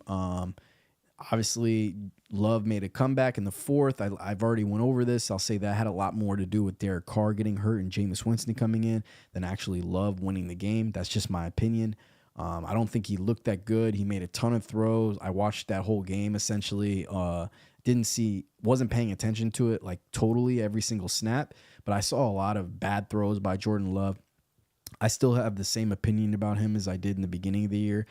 Statistically, in the box scores, he looks good, but I'm not sold on him at all. As far as the Packers or team is concerned, as a team, they'll be under 500 this year. I think that you're going to see some major regression there. Their defense is good, though. I will say that Packers defense is good. Saints defense is good as well. And without Derek Carr, their offense, you don't really want any piece of that offense. I don't want anybody, really. I don't want Kamara. I don't want any of the running backs. I barely want Olave. Unless they get Derek Carr back, and when they do get Derek Carr back, I only want Olave in that offense. Let's see a couple questions before I move on to the next one. Happy I got ABJ Waller instead of Pitts. Thanks for all the advice. Subscribed. Monty coming back. You think he gets his snap count back? Yeah, I do. I think when Monty comes back, it's going to go right back to where he was, assuming he's healthy again, right? Like if he comes back and he's 80%, 70%, yeah, it might shift. It might be Gibbs getting the role that Mont did and then Mont giving the role that Gibbs did, right? It could flop, because Monty was the number one guy before he got hurt. He was getting the goal line carries. He was getting like 3-1 on carries, like 15-5 or 20-7, something like that, close to there. That was the snap share and the rush count, snap share and rush count, and then Monty was getting the goal line carries. It could flip flop when he comes back, simply based on the fact of Gibbs looking so good, which he hasn't yet, and or Monty not being healthy. So, but if let's assume he's healthy, 100%, I don't see why they wouldn't go back to what it was, and they'll both be successful. That offense is high powered, and they have a great offensive line. It can support both of them. So, big days are ahead of Gibbs, no matter what happens with Mont. Moving on to the Broncos Dolphins. I've talked enough about the Dolphins already today, so I'm not going to go into anything further. I'll say this: Mostert, he's a must start for you almost in every situation except a possible one that I have. I think that you can make an argument that you start him over James Cook, though, and there's a good chance that I may start him over James Cook this coming week just because that offense is so explosive. You can't sit a guy like that. That's their RB1 on their team. I know Devon Otney looks good. I know Jeff Wilson is going to come back from IR, but that doesn't matter. Mostert's the number one guy. He's going to get 12 to 20 touches, and I know that's a big difference between 12 and 20. But that's just the honest truth. It depends on the game script. So if he can get up to 18, 20 carries, depending on the game script. But if it's in a typical game, you're looking at probably 13 touches on the ground, another 3 to 6 catches. That's solid, man. And when they're efficient in their red zone and their goal line carries, Mostert's going to be an RB1, high-end RB2 the rest of the year. And that offense, same thing goes for Devon Achane. He'll be a back end. He'll be a RB2, most likely in fantasy football. I don't see any path that Jeff Wilson gets back on the field. As far as Denver Broncos are concerned, they're fucking terrible. Cortland Sutton, I'd be kind of happy with starting him, but I wouldn't really want to. I just think that it sucks if you have to start that guy. I think that Jared Jeudy, it sucks if you have to start him, but you're gonna start him if you have to. Javonte Williams, hopefully you have better options. I think Better Days could possibly be ahead of Javonte Williams because he's that talented. But he, in the similar fashion to Breece Hall, you're looking at like later in the year before he's actually genuinely fully healthy. So I would want to be staying away from all Broncos players. Yeah, I would want to stay away from all Broncos players, and I think they're a good team to bet against every week. It's ironic they're playing the Bears this coming week, but I think the Bears might be a sharp play there. +3 at home. I think the Bears might be a really sharp play there. I think the Bears, I'll say this, they played a closer game to the Bucs than most people think. That game ended weirdly with the offensive coordinator calling a shitty-ass offensive screen. In the first week against Green Bay, they kind of got blowed out, but I don't think it was as bad as the scoreboard said. And when they played Kansas City on the road, that was predictable. That was my pick of the week. I have a pick of the week every single Sunday, my betting pick of the week, my sharp pick of the week, and that was Kansas City. That was a predictable game to me. So I think there's a chance that the Bears can bounce back against the Broncos at home at +3. I think that's a sharp play. It's not going to be my pick of the week, but I'm just going to say keep an eye on that one. I think the Broncos are a good team to bet against every single week. They're that bad. It's when you can't stop the run, you're a team you want to bet against every week. Chargers, Vikings, I've said this all year, and I'll continue to say it. The Vikings were going to regress this year. They started off 0-3. I predicted that. I said that. Anybody who listens to me, I told you the Vikings would be bad this year. I said to stay away from all their players, including Justin Jefferson. And I also said, don't clip me and take me out of context when I say that, because I'm not saying Justin Jefferson ain't fucking the monster that he is. I'm saying that when you drafted him, you could have drafted somebody else in that same spot in the first round. Or if you're allocating $60 to him, you could have allocated that to like Christian McCaffrey. So I would rather have Christian McCaffrey than Justin Jefferson. That's just my opinion. But with that being said, the Vikings are regressed. And I think that their days are going to get worse. They're not going to get better. They're 0-3. They lost at home against the Chargers, a good Chargers ball club. But I think Kirk Cousins he's the number one quarterback in all of fantasy, but he will regress. With that being said, I don't see any reason why you ever take him out of your lineup. He keeps throwing for over 300 yards. He has Justin Jefferson. He has Jordan Addison. They can't really run the ball. Madison sucks. Cam Akers ain't gonna do shit. So yeah, I mean, if you have Kirk Cousins, you're very happy with what's transpiring, and you're going to continue to play him. As far as the NFL is concerned, though, he's bad, and so are the Vikings. Chargers, on the other hand, I've already mentioned them quite a bit because of what's transpiring with the Mike Williams injury. But FFA is very high on the Chargers. You want a piece of that whole offense. You want Palmer, you want Quentin Johnston, you want Keenan Allen, you want Herbert, you want Eckler, you want the whole piece. You want everybody. That offense is for real. They have a great offensive line. They have a good scheme. Good days are ahead of the Chargers. They're possibly still a playoff team in the league. I don't think they're a good betting team. I don't think they get good value.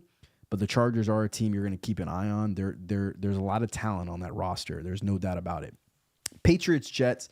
I'm not going to get too into depth into this. I'll just say that you're looking at two offenses that you want to avoid every single person on it. Every person on both teams except Ramondre Stevenson and Garrett Wilson. Those are the only two guys on those two teams that you even want to think about having. As far as NFL is concerned, neither one of them are going to be playoff teams. They're both going to struggle the rest of the year. And the Jets, their main reasoning for them is their offensive line is probably the worst in the NFL. I know Wilson looks bad. I know he gets all the shit from the media, and the media shits on him. But you know what? Aaron Rodgers was very lucky he got hurt. Because if he didn't get hurt, he would have been seeing exactly what Wilson's seeing. And that's an offensive line that cannot block. They spent all this money and capital on getting a quarterback. They spent it on getting their defense better. They bring in Dalvin Cook. But they don't improve their offensive line. And that was the weakest part of their team last year. The trenches is what matters in the NFL. The trenches is what matters when it comes to winning and having successful offenses and defenses. Look at the Eagles. Their defensive line is the best in the league. Their offensive line is the best in the league. Guess what? They're a Super Bowl team. Kansas City, one of the best defensive lines in the league, one of the best offensive lines in the league. Obviously, you throw in Pat Mahomes and Andy Reid, and you have a fucking Super Bowl team. So the Jets didn't improve what really matters. And on the defensive side of the ball, they're fantastic. They have one of the best defensive lines in the league, but they need to improve their offensive line. So, yeah, I don't want any part of that. The Patriots, they're just unpredictable. You can't really predict who's going to do good. I would want Ramondre Stevenson, and I would say big things are ahead for Ramondre. But both of these teams are teams you're going to want to bet against, unless they're in the right spot with the right spread from Vegas. Bills Commanders. The Commanders got exposed, which is what was going to happen to them at home too, which even says even more. Getting beat down like that at home, it proves that they were overachieving in the first place. Sam Howell ain't that dude. It actually is hurting Scary Terry and Dotson. It's hurting them that he's he's so bad. I think that we may have seen the best from the Commanders week 1 and 2 as far as fantasy goes. I don't think you were running away from Brian Robinson at all after what you saw from week 1 and 2. It could have just been a really bad matchup against the Bills. The Bills are elite against the run, and it was kind of an avalanche. That's the way the NFL is sometimes in those kind of games. They just become an avalanche. But I'm not starting anybody on Washington's offense except Brian Robinson. Dotson and Scary Terry, they're going to have to sit on the bench and wait to prove it to me kind of thing. You got to prove it at this point. As far as the Bills are concerned, there's nothing to really talk about. You're going to start Gabe Davis every week. You're going to start Diggs every week. You're going to start Josh Allen every week. You're going to start James Cook every week. As far as James Cook specifically is concerned, I'll talk a little bit more about him in depth just because I have him on my fantasy football team. You're getting exactly what you're expected out of James Cook. He's a type of player that is going to be very efficient. He's in an explosive offense, but unfortunately, he's not getting the goal line carries. It sucks. He broke off a 37-yard run at the end of the game last week, and then they brought in Latavius Murray to score. And from an NFL perspective and from a team perspective, it was the right thing to do. You bring in Murray and he scores, and he's scored on every opportunity he's had down there so far. You don't go away from it because that's what's succeeding for you as a football team, is that, that's your goal line guy. And he runs hard down there. And if he's getting the job done, just like Jamal Williams got the job done for the Lions last year, and if you were a Swift holder or somebody like of that nature, you were going to be pissed last year because that's what kept him transpiring. And that's probably what's going to happen in Buffalo is that Josh Allen and Latavius Murray and Damian Harris are going to get those goal line carries, and it's going to get a little frustrating. But James Cook, he's the guy in that offense. He's the 60 to 70% snap share guy. He's the RB1. He's super shifty. He's a great running back. He looks good. The offense is explosive. It's a matter of time before he breaks off a 50, 60-yard run for a touchdown or a screen pass for a touchdown. And, it's possible that, he breaks off a touchdown from like the 13-yard line. He's still in the game there. And those times, it's possible that he gets in on third down, like on the goal line, and gets a catch or a run that the defense isn't expecting. So you're looking at, a guy who's going to have touchdowns. But the fact that you have a running back who's that efficient in an elite offense like Buffalo, you're happy with what you're getting from James Cook. He's a RB2, and that's what he's going to be this year. Until they start giving him goal line carries, he's not going to enter the RB1 territory, but he's in a solid RB2. You're very happy with having him, and you're even more happy if you're in a situation like me where you could put him in the flex or you could just put in Mostert if I want. I have Mostert, Cook, Pollard, and DeAndre Swift. So between those four, I hit gold on all four of them. I struck gold. Obviously got lucky with Raheem Mostert, but between Swift, Cook, and Pollard, who were my designed intentions of having as my 3 starting running backs, 2 in the running backs in a flex, I hit on them, right? So now I can play matchups and whatnot, and this week there's a chance that I sit James Cook, or it's basically between him and Mostert because they're playing against each other. Dolphins and Bills are playing this week. So I haven't made my decision on that yet. I'll make my decision on Sunday. I have to put more thought into it. But as of now, I'm leaning towards starting Cook because Miami's been weak against the run this year and Buffalo's been really good against the run this year. So I think Mostert could possibly have a comeback down game, a game that him and Ockney probably, get like 7 or 8 carries each. Maybe Ockney gets like 7 carries and Mostert gets like 12. And then like neither one of them get a touchdown because Tua's throwing the ball over the Buffalo's defense. Buffalo's good against the run. So that's where I'm at with that. Went on a little tangent there. As far as the Texans and Jaguars are concerned, let's see the question before I move on to the Texans and Jaguars.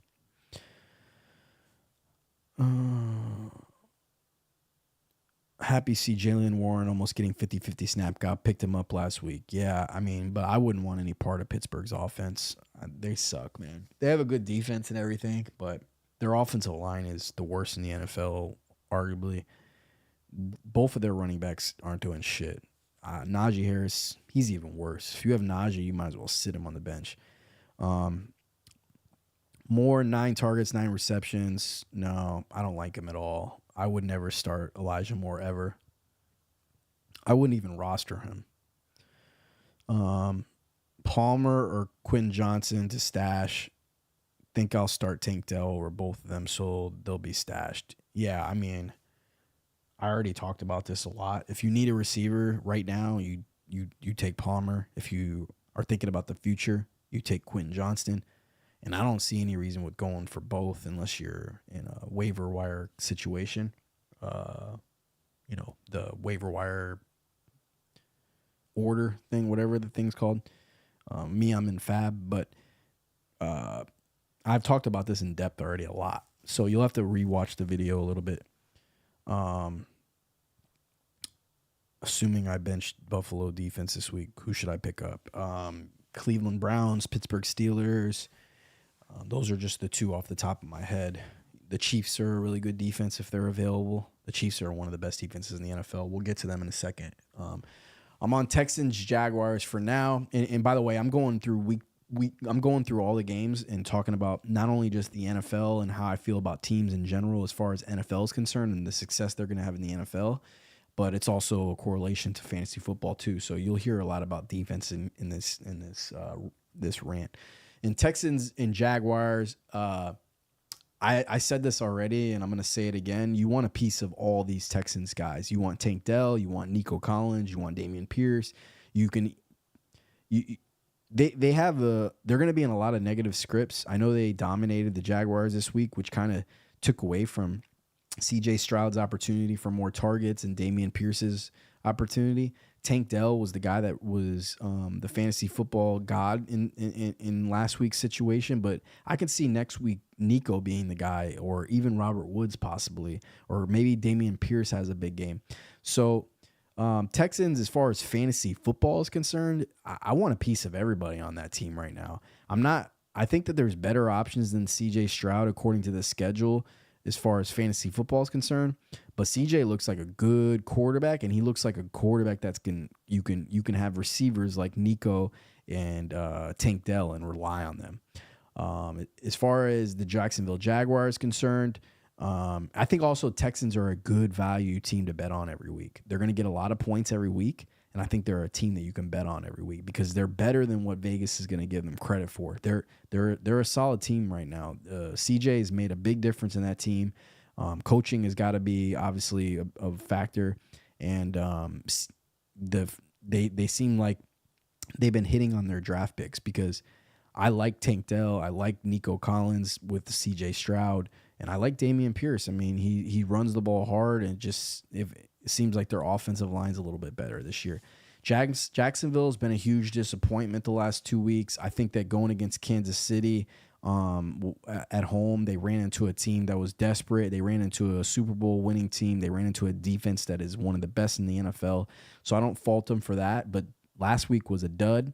It was a division game. Seems like the Texans have their number. So I wouldn't really read into it too much further. You just kind of lick your wounds and move on. You know, I think Trevor Lawrence is still has an opportunity to have a big year this year. He came on late last year anyways. He started off slow last year as well. You're going to be fine with Calvin Ridley. I've never been a Christian Kirk guy, but you're okay with starting him as well. ETN, he's a beast. He had a big game last week. He just didn't have a touchdown. Travis Etienne is 70% snap share. He's a dog. You're gonna continue to start Travis Etienne. Jaguars are probably still a playoff team. I don't see them any way that they don't win that division still. They'll figure it out. They're well coached. Doug Peterson's a great coach. They're gonna figure it out in Jacksonville. I think that's a playoff team. Indianapolis Colts and Ravens. Zach Moss, he's a surprise of the year so far. I don't know what's going to happen with Jonathan Taylor. I said he would never play another down for the Colts, and I think Zach Moss is making a case that he shouldn't. Now, if you take me out of context and clip that and make it seem like I think Jonathan Taylor's or Zach Moss is better than Jonathan Taylor, then you're an asshole. But I'll say this, like, he looks good. He's been really even better for fantasy. I probably would move on from Jonathan Taylor and try to trade him. And not because I like Zach Moss better, just because, hey, man, you don't want to play for my team. Fuck you. Like, I would just move on and get a draft pick for him. I would be shopping Jonathan Taylor. But let's say hypothetically he does come back and he wants to play for the Colts because they look better than what he thought they would and everybody thought they would. I think Richardson coming back is going to make them even more of a stronger offense. Zach Moss's value goes down. I think Jonathan Taylor's stock is way, way up. Let's say he comes back to the Colts. The Colts have a top 10 offensive line in the NFL. They got Quentin Johnson, who's always going to freeze defensive ends, similarly to the way you see in Philadelphia. And keep in mind, that's the same exact coach that came over to the Colts.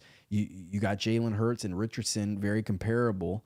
That leads to gashing holes for guys like DeAndre Swift and Jonathan Taylor or Zach Moss. I know Zach Moss had success yesterday with Gardner Minshew, I believe, but the fact of the matter is that scheme is good for running, man. It just is. Look at Philadelphia. Now look at Indianapolis. It's no mystery that Zach Moss is successful. I want a piece of Michael Pittman Jr. I'd love to have Richardson, to be honest with you. If you can somehow move and get Richardson, I think that'd be a smart play. If you're desperate at quarterback, which I am a little bit, I'm actually trying to make a move for Richardson in some way or fashion. I just need the right things to happen on my bench. I need to get more. I need to have Quentin Johnston have a big couple weeks, and then I could possibly move one of my receivers for Richardson. But I like the Colts and what they're doing. I think that the Ravens on the other side of the ball or the other side of the team, they are struggling offensively. They're 2-1, but Lamar and company, they don't look good, which is kind of the way I felt about Lamar since the beginning of his career. I think he's an unbelievable talent and athlete, but I'll never be sold on him as a quarterback. OBJ's hurt. Now Bateman's hurt. That's actually good for Mark Andrews stock. I have Mark Andrews on my team, but my big Diamond League fantasy football team, he's my tight end. And it's actually a good thing that Bateman and OBJ are hurt now, because it's going to be the Flowers and Andrews show. But you're not too excited about that offense and them moving the ball. It's just, I've said this on this pod, and I've said this in the past in other pods. You want teams that are going to move the ball on third down. You want teams that are going to have long, sustaining drives. You want teams that are going to be living in the red zone. And the Ravens aren't one of those teams. They're relying on their defense. Their defense is one of the best teams in the NFL, like the New York Jets. The Ravens are a better situation than the Jets, so I'm not going to compare it like that. But, like, I don't know, man. It sucks having Ravens pieces right now. The running backs are hurt. I'd like to have – I wouldn't mind starting Lamar Jackson every week. Don't get me wrong, but there's going to be bad weeks and there's going to be good weeks from Lamar. I think depending on how your team's built, it's fine. But, yeah. I'm not impressed with the Ravens offense so far. Hopefully they turned it around, because I have Mark Andrews stock, so I need it. Panthers, Seahawks. I said this before the week started. Andy Dalton playing was actually a good thing for the Panthers. I stand by that comment and continue to reiterate it going forward. If Andy Dalton is the quarterback, you're looking at a team that has fantasy football options. Miles Sanders, Adam Thielen, possibly DJ Chark. But if Bryce Young comes back into the picture, you don't want anybody part of that team. You don't want nobody. So that's the way I feel about that. Seahawks, they've been bounced back. After a week 1 slow start, they bounced back offensively. Looks like Metcalf is great. Lockett's great. Kenneth Walker, he was a top 10 ranked running back for me going into the year. He continues to do so and prove me right. Kenneth Walker is a dog. You want Kenneth Walker's stock. He's a beast. Yeah, I mean, I want every part of that offense except I always say this dude's name wrong, so I don't want to do it again. Let me look at it just so I don't say it wrong like an idiot on this podcast. Yeah, I would have said it wrong too. Geno Smith. I don't want any part of Geno, but I want a part of his people on his team. It's kind of like CJ Stroud. Like, they're identical, actually, the way they are. I don't want them as my fantasy quarterback, but I want all the pieces around them. Is that they're identical as far as that's concerned. As far as betting is concerned, the Seahawks are going to be a middle of the road team, 500 team. I think that they're a decent betting team. Bears, Chiefs, very predictable. My pick of the week last week, Bears, Chiefs. I said the Chiefs were my sharp pick of the week. They did not disappoint. That was easy money, baby. If you tune in every Sunday, I got the pick of the week for you every Sunday.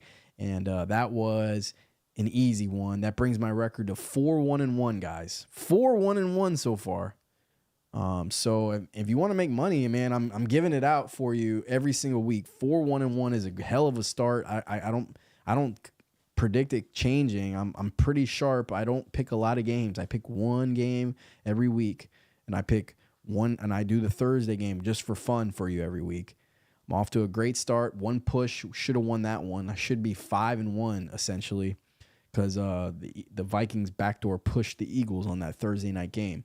But as far as the Chiefs are concerned, they are going to be your Super Bowl representative in the AFC. And I say that more not because of Pat Mahomes and Andy Reid. I say that because of their defense. Their defense is absolutely elite this year. They picked up where they left off in the playoffs last year, and they accelerated even further and better. Bolden, the middle linebacker, is elite. I know he's banged up. Chris Jones is elite. Their secondary is elite. Their scheme is elite. Kansas City is very, very, very, very good. They shut down the Jaguars, and I know that's not as impressive as it seemed before because of the Jaguars struggling against the Texans, but the Chiefs are great. You only really want to be starting Pat Mahomes and Travis Kelce on their offense simply just based on the fact that Pat Mahomes will throw it to the peanut guy out at Arrowhead. He quite literally will throw it to anybody. McKinnon had 2 touchdowns. You can't predict what Pat Mahomes is going to do, what that offense is going to do. You just want to have Pat Mahomes. It's like the opposite of Geno Smith and C.J. Stroud, where you want their pieces, but you don't want them. It's the opposite in Kansas City right now. You want Pat Mahomes, but you don't want the pieces. I'm okay with starting Pacheco every week, but that's about it. And Travis Kelce, we know he's the most. He's their guy. So it's Mahomes, Kelce, and Isaiah Pacheco as like a flex kind of guy. On the Bears side of the ball, it's not looking good. And this is coming from a diehard Chicago guy, a diehard Bears guy. On your left, you're seeing all Bears stuff. I think better days are ahead of you for fantasy football. For Chicago, as their team is concerned, they have one of the worst defenses in the NFL, if not the worst defense in the NFL. So nothing's going to change there. They're going to be bad all year, but that's good for fantasy football. That's good for Justin Fields, and that's good for this offense. They ran into a juggernaut in Kansas City. As far as Green Bay and the Bucs were concerned, take away the turnovers. Fields had a decent floor in those games. He was, in my league around 18 points. I know in other leagues he was closer to like 15 points. Last year he started off really, really slow. He was in free agency. He was fucking terrible. It was the same thing that he had going on this year is last year. Last year is this year, however you want to say that. And there's going to be better days ahead. The schedule opens up this week against the Denver Broncos. He has the Redskins after that. He has the Minnesota Vikings after that. And he plays a lot of bad teams the rest of the year. When you finish last in your division, you play against all the other last in the division teams. He's already played Kansas City as far as playing the AFC West. So he's got weaker defenses the rest of the way out with the Chargers, the Broncos, and Las Vegas. Those three teams don't have as good a defense as Kansas City. I think Justin Fields, you're in a situation where you could buy low on him right now. I personally have Justin Fields on my Diamond League, but I have Matthew Stafford paired with him. I'm going to play the best situation. This week's a tough one with Stafford on the road against the Colts and Chicago at home against Denver. But to me, I think this is a perfect spot for Justin Fields to get right in fantasy. I'm not saying he's going to be a good quarterback. I'm not going to try to argue that anymore or debate that. He's obviously not in the right scheme. The Bears should be doing things that the Cam Newton MVP Cam Newton Panthers team did. The Bears should be doing the things that the MVP Lamar Jackson Ravens did, but they're not. They're trying to run their offense like they have Peyton Manning back there. But with that being said, against the Denver Broncos, a team that's been the worst against quarterbacks, the worst against running backs, the worst NFL. I mean, a lot of that has to do with their 70-point loss to Miami. It's probably not going to change. So it could just be an isolated game. But with that, it seemed like to me that they were bad before that.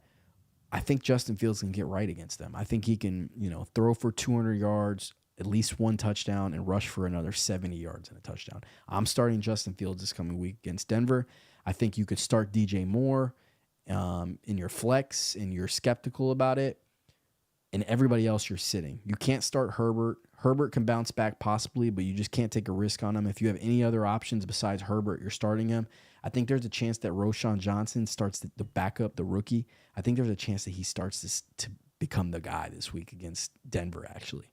You don't start him, but I think this week against a bad Denver Broncos rush defense, this could be the week they're like, yeah, you know what? Let's give Johnson an opportunity to really carry the load today and see what happens. We're 0-3. Why not make a little switch? I think that's possible. So that's how I feel about that. I think that the Bears are on track to possibly being the worst team in the NFL again, and or at least top 3 worst.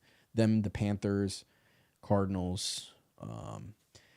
Moving on to the Cowboys, Cardinals. Speaking of the Cardinals, they're playing a lot better, more competitive football than we ever could have imagined this year. They probably should have beat the Giants, which would take them to 2-1. It's bizarre. I don't really get it, but I think it's something for you to keep an eye on because Kyler Murray is going to come back to this team, and maybe he's a sneaky fantasy football option. Seems like they're blocking, and I don't know. I don't know if they want to go away from this other kid the way they're playing football right now. Even though I call him a kid, he has been in the league quite a while, Downs. But um, I think that's something to keep an eye on. James Conner, just a volume guy. He was on the Cardinals. Everybody on their offense was on my no draft list. But there's nothing wrong with deploying Conner every week, man. He's a volume monster, and he gets the goal line carries. He gets receptions. He's on the field 80 to 90% of the time. In a game like this where they win, he's going to be even better. So I'd be happy with that. Hollywood Brown, he got a sneaky little touchdown. I would never be starting Hollywood Brown, but if you have to start him, he is the RA receiver one. On the other side of the field with the Dallas Cowboys is an extremely disappointing loss, but I'll say it. I've said it before, and I'll say it again. Dak Prescott's a fucking bum, so it doesn't surprise me. When games like this happen, it doesn't surprise me. I put it all on Dak. The offensive line's top 10 in the NFL. Pollard is a beast. They frankly, they're not giving the ball to him enough. They need to be giving him more touches. He needs to be touching the ball 25 times a game. And the scheme needs to be a little bit better. CeeDee Lamb and company look good. You're never gonna not start CeeDee Lamb. But when it comes to the Dallas Cowboys, the only two players on their fantasy football team that you're gonna start are CeeDee Lamb and Pollard. You're not gonna start anybody else ever. You're not gonna start tight end. You're not gonna start Cooks. You're not gonna start anybody else on the Dallas Cowboys. As far as their defense is concerned, it was a letdown week against the Cardinals. I just don't think they came to play. I think suffering the injury that they had with Trayvon Diggs getting hurt, that's going to hurt them long term. He's a playmaker on defense. I'm not going to say he's a shutdown corner, but he's a playmaking corner. He's a very good corner. And he is a huge piece of that defense and the reason why they're successful. And I think that showed a little bit on Sunday. I can't say that's their one and sole reason why the defense was so bad, but when they get a lead on teams, they dial their ear back and they rush the passer like no other. But that wasn't the case in this game. They were trailing. It was a negative game script for themselves. Big days are ahead for Tony Pollard, though, man. I still think he's going to be the number 2 running back in all of fantasy behind CMC. So. You're looking at floor games to me with Tony Pollard. I don't see any way that he doesn't have, just enormous games ahead of us. We haven't even gotten close to a ceiling game yet. So there's going to be games that he breaks 60-yard runs and along with 60-yard screen passes. I will say that they are throwing the ball a little bit more to the backup running backs. I'm not a fan of. I think Tony should be getting the ball in those situations. But we'll see what they do going forward.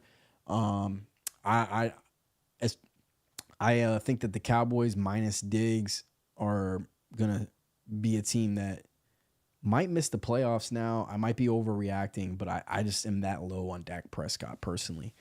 I got a couple messages in here. Should I trade Kelsey for Pollard? My running back right now is Gibbs. Do you think I'm good with him now? I don't. That's so tough because I don't have any context. I don't know your team. The only thing you're telling me is you have Gibbs, which means nothing to me. You're starting more than one running back in your league, so that doesn't mean anything. I don't know who your backup tight end is, but that's a bizarre trade because I am so high on Pollard. It's ridiculous. I just mentioned him a second ago while I was ranting about the Dallas team against the Cardinals. Pollard, to me, is going to be your RB2 in all of fantasy, but you're talking about Travis Kelce here. And when it comes to Travis Kelce, you're talking about a player at his position that the disparity is so great. I value Travis Kelce over everybody in all of fantasy football. There's not one player in fantasy football that I like more than Travis Kelce because you're putting a guy who's essentially one of the best receivers in the NFL at tight end.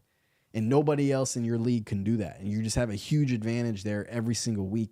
And because the disparity is so great. I would never move off of Travis Kelce. I have a very difficult time ever doing that. The only way you would ever do that in this situation is if you possibly had like a Laporta or somebody like that as his backup, and you're like you want it, like you have an opportunity to get like a Tony Pollard kind of guy. So that's a very interesting question. I would need more context though. As offered to trade away Waddle for Pickens and Madison. Was offered to trade away Waddle for Flowers and Judy. PPR. Do you like either of those trades, guys? I want to say this. If you haven't been tuned in the whole time, then I can't fully expect you to understand. I guess I just have to keep reiterating myself. You only make trades in two situations. You make a trade if you are desperate, or if you are taking advantage of somebody else that is desperate. That's the only two times you make a trade. We're in week 3, week 4. There should be nobody in your league that you are taking advantage of that is desperate, and you should not be desperate right now. If you're 0-3, then I can understand you being a little bit desperate, but it's a little bit too early to be making trades. I wouldn't move off of those guys. First of all, I don't like Pickens or Madison at all. First of all, I like Flowers a ton, but I like Waddle more, and I don't like Judy. And I need more context, but it's too early in the year to be making trades. It's way too early in the year. You need to see more data. You need to see what else is transpiring. You don't want to really make a move until like week 6. The only other way I would see you making a move is if you lost Nick Chubb and you're trying to replace a running back somewhere in that situation because you lost Nick Chubb. But then you would fall in that category where you're desperate. But like I said, you only make a trade if you're desperate or if you're taking advantage of somebody else that's desperate. And I have a hard time ever believing that's the case after 3 weeks. You should not be desperate yet. 0-3, you still got plenty of time. Go find some free agents, baby. You don't need to make trades. Go find the Nico Collins, is like I did. Go find the Pico Nakua. Damn, I can't even say this dude's name right. Tutu Atwell or Pika Nakua. Damn, bro. I can't even say this man's name right now. I suck with names, man. That's like my downfall. Puka Nakua. Jesus. I knew I was saying it wrong. Find the Nico Collins. Find the Puka Nakuas. Go after the Palmers. Go after the Quentin Johnstons. Go after the Jerome Fords that came up in free agency this week. Go after the Devon Ockneys that just popped up this week. You got to find free agents. It's way too early to make trades, guys. Way too early to make trades.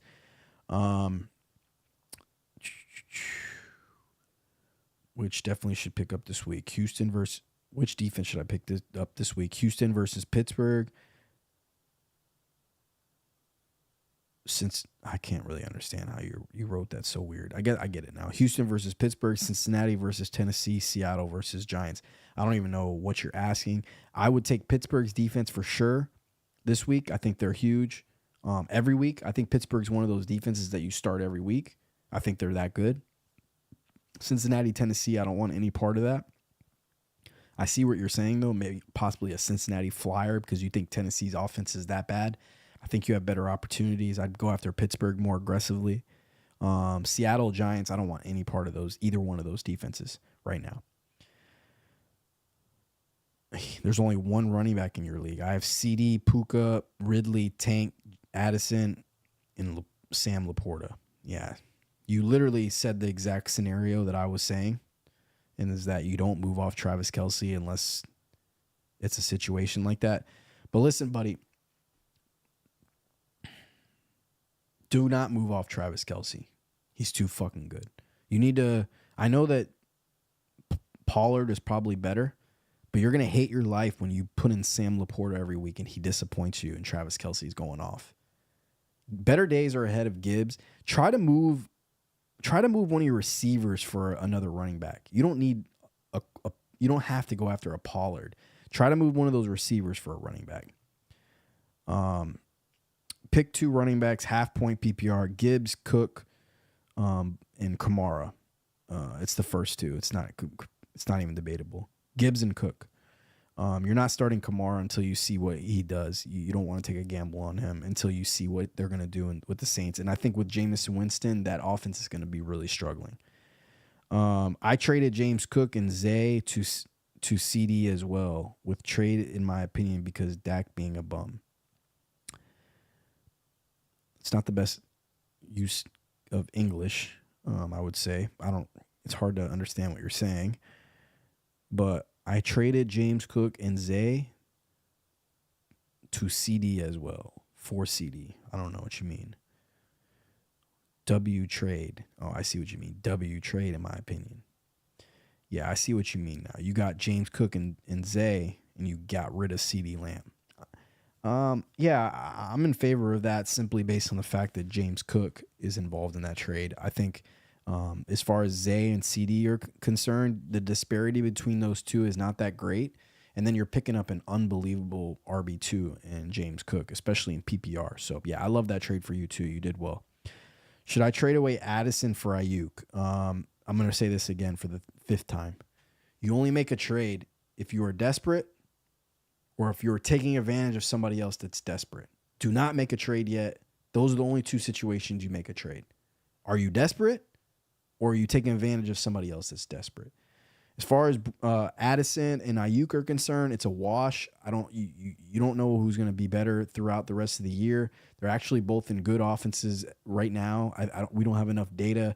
Obviously, San Francisco, long-term data, they're going to be good the rest of the year. He is banged up already, though. There's a ton of mouths to feed in San Francisco. Addison still hasn't been moved up on the depth chart to be the full number 2 receiver. They keep putting Osborne out there. So you need to see more data. That's not a kind of trade that you do right now. You only make a trade in 2 scenarios, and it's too early. It's only been 3 weeks. What we think about Mixon and Zay Flowers for Derrick Henry, I'm getting the package.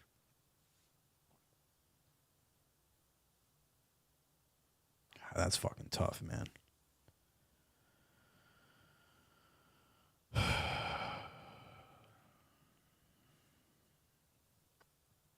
It's too early, brother. I'm going to say it again, Quinn. This is for you, Quinn L. That's a very difficult question to answer.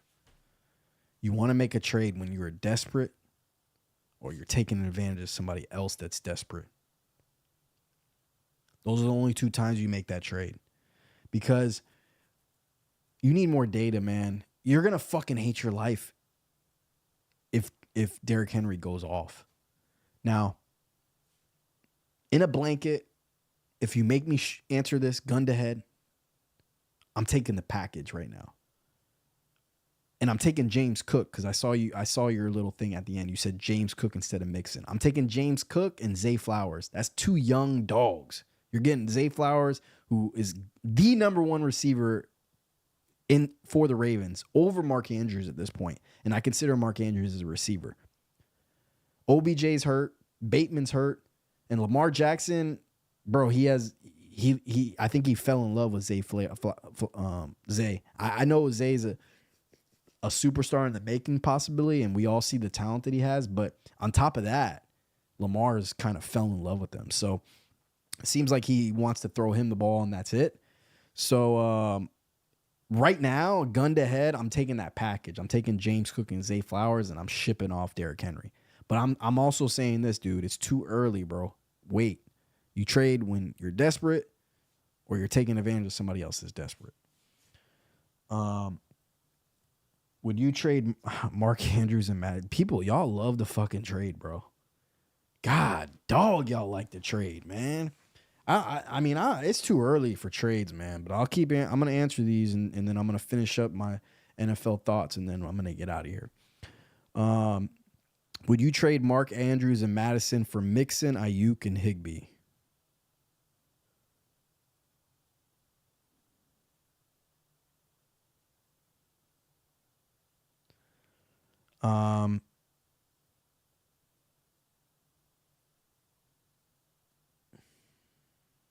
Yeah, I would do that one. It's too early. I wouldn't do a trade. First of all, I want to make that very clear. I wouldn't do that trade because I wouldn't make a trade this early. It's too early in the season to make a trade. But if you make me gun to head, yes, I'm doing that trade. Because I'm not happy with what I've seen from the Ravens offense thus far. Madison's a fucking joke. They brought in Cam Akers. And I think you're getting good offensive pickups. You're getting Mixon in a good offense. You're getting Ayuk in a good offense. And Higbee, in theory, he could, like, if Andrews in that offense were putrid the rest of the year, he could be like a wash with Andrews. But I love Mark Andrews still. I think that Mark Andrews could be a big-time baller that's still the rest of the year. So I wouldn't make that move. Montgomery, they're saying, is coming back Thursday, according to the reports. I don't know if I believe that, but if that's the case, that's really bad news for Gibbs stock. Very bad news for Gibbs stock. But that doesn't change the fact that I would want to make that trade. I'm not coming off Travis Kelce, man. Travis Kelce is too much of a goon. You need to be trying to make another trade. That can't be your only option, brother.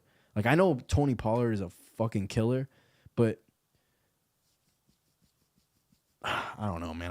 I can't trade. I could never trade Travis Kelce. I just couldn't do it.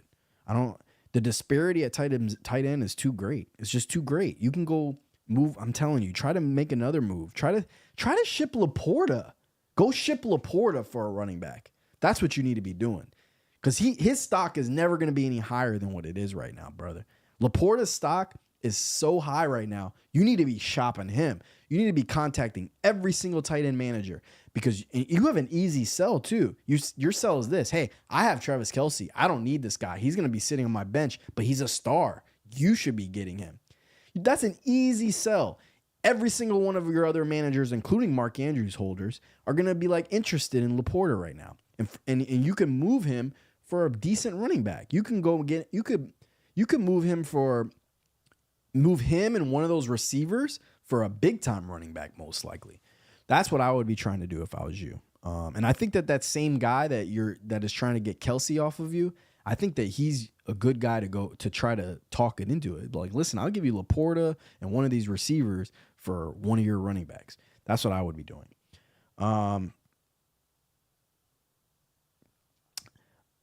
Yeah, I'm getting mixed up with different people and shit, because now you're saying I'll keep Kelce. Hopefully Gibbs does better, gets more volume. Yeah, you're typing too fast. Yeah, it's all good. Sorry, let me get back to this. I lost the chat. There we go.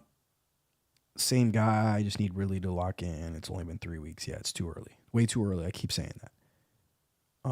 Cheers for real. Yeah, like I have no problem answering questions. The trade questions are very difficult because there's so much context that's involved in them. And on top of that, like I said, I think that they're going to be more valid after week 6. We need to get through 6 weeks before we start getting desperate, guys. We're not making trades until that time. Now let me finish this off. I got the Steelers, Raiders, and then the 2 Monday night games that I want to talk about. Steelers, Raiders. Steelers look like one of the best defenses in the NFL. I don't want any part of their fantasy football offense. I want their defense. I don't want anybody on their offense. I know Pickens is going to have big games off and on. I know that, but that's quite literally the only guy I want. I don't want Warren. I don't want Najee Harris. I don't want Pickett. Pickens is literally the only guy you want on that offense, and I don't even want him. I don't want to start him. I don't want anybody on that Pittsburgh offense as far as fantasy football is concerned. I think they're a really bad ball club, and I think their defense can possibly get them to 500, and the fact that they're just so well coached. On the other side of the ball, the other side of the field, the Raiders, Las Vegas Raiders, Devontae Adams is going to do what he does. You saw the kind of game he had last week. I think that that's going to be off and on. Similarly to the way you see Jamar Chase have an off and on season this year so far, I think you'll see the same thing from Devontae Adams, but that's all receivers in general. Unless your name's Justin Jefferson or a healthy Cooper Kupp or a Stephon Diggs, I'm telling you, man, I feel this way about all receivers. Yes, some finish wide receivers 1 and some finish wide receivers 2. And it's not because of their average or their game-to-game, week-to-week basis. It's because their ceilings are so high. In other words, let me try to make this less complicated. I have guys like Nico Collins, right? I'm perfectly fine with having Nico Collins and instead of Devontae Adams or Jamar Chase. And I know that sounds crazy, right? But listen, they're both going to have bad and good weeks. The reason why one finishes higher than the other on the rankings is not because of the value that they bring on a weekly basis to give you a dub. It's because their ceilings are so high. So in other words, like when Devontae has that fucking huge game, that brings his ranking way up because those stats get put in a group as a whole instead of a week-to-week basis. It's a whole, and then it brings their ranking up to, a wide receiver 1, right? But for me personally, I can't emphasize this enough, and it's something that I've talked about in my pre-draft, all my pre-draft talk, and I will do this every year with you guys. Do not value receivers, bro. Don't draft the Justin Jeffersons. Draft the Christian McCaffreys. Draft these running backs, these Tony Pollards, these 3-down horse dogs, these Travis Etiennes, these Kenneth Walker Jr.'s. I know Derrick Henry's been disappointing, but that wasn't predictable. Like, we didn't know that they were going to reduce his snaps to 50%. Something else is going on there, trust me. But you can find receivers late. You can pick them up like Puka Nacua, Nico Collins. You can find receivers that can have good weeks for you off and on, just the same way that other receivers do. The difference, the only way that you're going to want a guy that you can genuinely rely on week to week is Justin Jefferson or Stephon Diggs. And they're just in rare situations that their quarterback literally locks into them. Excuse me. So I'm in the camp that you don't go after wide receivers. But as far as the Raiders are concerned, Josh Jacobs, I would be trying to move him if you could. But if you move him, you need to be trying to move him in a package that you get a better running back, because he's still a 3-down horse dog. So I'd be okay with him. I'm okay with Devontae Adams. And as far as those two teams are concerned, Eagles, Buccaneers, DeAndre Swift certified. He's the RB1 there. There's a distinct difference between when you see Gainwell get the ball and when you see DeAndre Swift gets the ball. They both are working with the best offensive line in the NFL, so they're both going to have success on the ground. But there's a distinct difference between the two when they have the ball. The yards more than expected is greatly better than DeAndre Swift. He's a fucking killer. I think the one thing holding him back from being a top 5 running back this year is the fact that he's not going to get all the goal line touches and he's not going to get all the touchdowns. But he's a star. He's going to probably... He might lead the NFL in rushing this year if it's not Christian McCaffrey. I would say Pollard, Christian McCaffrey, and Swift, they have the best chance of leading the NFL in rushing this year. You got the best offensive line in the NFL. You got A.J. Brown and Devontae Smith out wide. Teams are trying to stop the explosives, and they're giving up the run to DeAndre. The defensive ends are not crashing because they're worried about Jalen Hurts taking off on the read option. It's just a perfect scenario for DeAndre Swift. He got lucky to get into Philadelphia and rejuice and revitalize his career. I think you're looking at a Pro Bowl year and maybe tough to say an All-Pro year, but definitely a Pro Bowl year. You're looking at a guy who's probably going to rush for over 1,500 yards, definitely over 13. And he altogether, if he starts getting more receptions, you're looking at a top 3 running back in all fantasy. He's certified, man. DeAndre Swift's a monster. We obviously know if you have Gainwell, it's tough, man. It's time to sit him on the bench. He's not it. So that's where that's at. We all know about everybody else on that offense you're going to start. On the Buccaneers side of the ball, I think it's Mike Evans or bust. I don't really want to start. I'm okay with starting Rachaad White just based on volume, but I'm hoping you have other better options. I thought they overachieved to start the year. I thought Baker Mayfield was overachieving. I think Mike Evans is still a really good receiver to throw out there, but just based on the fact that he was so undervalued this year and you got him late, and that means your rest of your team is probably stacked. So I'm okay with Mike Evans every week. I think Chris Godwin stock is down. But if you're desperate, he's perfectly fine to throw out there. He's a viable receiver for sure. Rams and Bengals. Let's talk about this one a little bit. From the Bengals side of the ball, they continue to be disappointing. Jamar Chase showed his variance. He was great last week. He's going to continue to be great. Jamar Chase is a wide receiver 1. His ceiling is through the roofs. We didn't even see it. T. Higgins was disappointing, but guess what? He'll be fine. He just dropping the ball yesterday. He'll be fine. Mixon's good. Joe Burrow will have better days too. This team seems like they've been proven already that they come on late, which is great for them because that makes them an exciting playoff team and a Super Bowl contender. But for whatever reason, they start off the year slow. I have the Cleveland Browns to win that division, but I still think the Bengals will and can make the playoffs. The Rams on the other side of the ball, it was a disappointing night. It was a really strange night though. The Rams looked good on offense in the first half. They got down inside the red zone twice. They got the Tutu Atwell play called down at the 4-yard line instead of being a touchdown. I think Stafford is still going to see a lot of positive regression when it comes to touchdowns. He had that fluky ass interception that he was trying to throw to Puka Nacua, and on a little short stop route in the middle against zone, he was open for like an 8-yard catch plus probably some extra yardage after the catch, and it got tipped and then it got picked. The other one, the offensive line didn't block, and he threw some sidearm ball. I think he was just trying to throw that down and ended up getting picked. It was a weird game. The second half, they got locked the fuck up bad. It was discouraging, and it showed that the reason why I wanted to stay away from the Rams to start the year is because their offensive line I thought would be extremely bad. But when Cooper Kupp comes back, I still think that this offense is an offense that you want a piece of. I still think Stafford is an elite quarterback in the NFL. I think that if they can figure out the blocking situation and get their left tackle back, I think they'll be just fine as far as that's concerned. I know they have great coaching and a great scheme on offense. Puka, he was fine. He probably should have caught that touchdown at the end of the game in the corner of the end zone.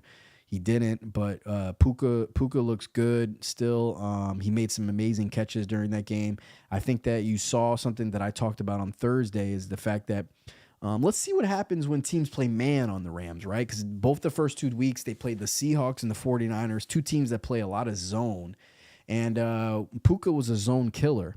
So we wanted to see what he can do against man, and I think we kind of got our answer, and that's that he may struggle a little bit against man-to-man. These corners are going to take pride in trying to shut him down. He's the big talk of media right now. They like saying his name. He's a cool story. So these cornerbacks, they have a job to do, man. And if teams are going to play man-to-man, I don't know how athletic and Puka is to get open against man-to-man if they're not running rubs to get him open. So that's something that the Rams will do, though. They are very smart offensively. They will run rubs. Stafford's an elite quarterback. He can place the ball anywhere he wants. I think that you ran into a desperate Bengals team on the road, a team that their Hendrickson was unblockable yesterday, and the Rams had a backup left tackle, so it was a perfect storm. I just think the Rams struggled for that reason, and I think that you'll be okay if you have Puka stock, and you'll be okay if you have Kyren Williams stock. I think that Tutu Atwell, you're fine starting him still if you have to. And you're excited that Cooper Kupp could possibly come back and see what the offense turns into with him. That'll do it for the NFL. I'm going to answer a couple more questions, and then I'm going to get out of here. I talked about Zach Moss already today, he's a beast. I don't really know what's going to happen with Jonathan Taylor. But let's just assume for your question that Jonathan Taylor is not coming back. He has nobody else behind him on the depth chart, and they have a top 10 offensive line in the NFL. They have the scheme from the coach they got from Philadelphia as their head coach, which is a great offensive scheme for running the ball. And they have, as I said, a top 10 offensive line, and I know what I was going to say. They have they have Richardson, who is their defensive ends. They have to contain against him. They can't crash. They can't play the run, essentially, because they're worried about the read option. I know Gardner was in there last week, but when he comes back, it makes even more opportunities for Zach Moss. He made a great catch in the corner of the end zone.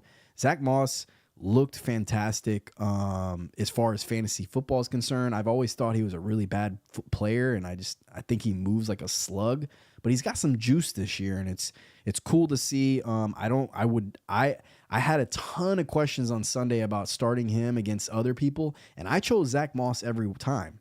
And that's because at Fantasy Football Aces, I value running backs, I value volume, and I value 3-down dogs. And if you don't have anybody behind you on the depth chart and you have an elite offensive line, you're going to succeed, man. I don't care if your name is Joe Smo. Like, it's just going to happen. So, you're worried about Jonathan Taylor, but if Jonathan Taylor is not there, then you're starting Zach Moss every week, guys. He's good, man. Starter Stafford, Kamara, Etienne, Oman, Ra, Puka, Laporta, Tampa D, Stroud, bench. There's too much going on in this, man. I can't even answer that one. Sorry. Rank these three rest of the season: Amari Cooper, Metcalf, and Ayuk. Brandon Ayuk. I would say Metcalf 1, Amari Cooper 2, and Brandon Ayuk 3. That's how I would do it. Pick 3, half point PPR: Myers, DJ Moore, Hollywood, Tank Dell, and Jordan Addison. I take Jordan Addison out right away because he's not getting the amount of snaps that he should. I take out Hollywood Brown because I hate the Cardinals and any piece that you have in them, their offense. Tank Dell is a must. DJ Moore is a must. So you got DJ Moore and Tank Dell for sure. And then it's between Jordan Addison, Hollywood, and Myers. Now, because those three, I don't like really any of them, I would, by default, pick Jordan Addison because I like the offense the best. That's an easy one, actually, to answer. Jordan Addison, Tank Dell, and DJ Moore. Myers and Hollywood, you're going to sit. What do you think of Puka's trade value for the rest of the season? I just talked about Puka. I don't know if you had to have been watching when I talked about him just a second ago. And also, I'm going to reiterate this before I close out the show because I'm done right now. You only make a trade if you are desperate or if you are taking advantage of somebody else who is desperate. So I don't believe in trading right now. I think Puka is going to be just fine in fantasy. I think that we have no idea when Cooper Kupp's going to come back. Let's say hypothetically he does come back week 5, which is pure speculation. I think Puka and Cooper Kupp are going to be a duo. Tutu Atwell is going to run all the crazy stuff, and Van Jefferson's going to take a seat on the bench. Puka's proven his value already through 3 weeks. He made a one-handed catch last night. He's literally the best thing that they got going right now offensively. Tutu's exciting and all, but with Cooper Kupp there, I think that may help Puka Nacua because it's going to take like in week 3, Cincinnati was focused on stopping him. They're not going to be able to focus on stopping him with Kupp there. I think that Stafford overall is going to focus on Kupp and probably continue to go back to what it was the old days when he was getting 15 targets a game plus. But I think Puka could still get 10 targets in that kind of situation. I think that they'll be in some negative game scripts and he'll be a good player. And that's how I feel about that. I wouldn't probably trade Puka at all. Would I trade Kamara for Kupp? I already answered that essentially by saying that it's too early in the season to make trades. But gun to head, you make me make that trade. Gun to head. Would you trade Kamara for Kupp? Yes. All right, y'all. I'll see y'all Thursday. That'll do it for Waiver Wire Tuesdays. Rewatch the episode. I think a lot of your questions will be answered if you rewatch the episode. I literally went over everything. Quite literally. Your answers will be answered even if I didn't answer them based on like the things that I'm saying. I talked about the whole NFL, every single team in the NFL today. But peace out, y'all.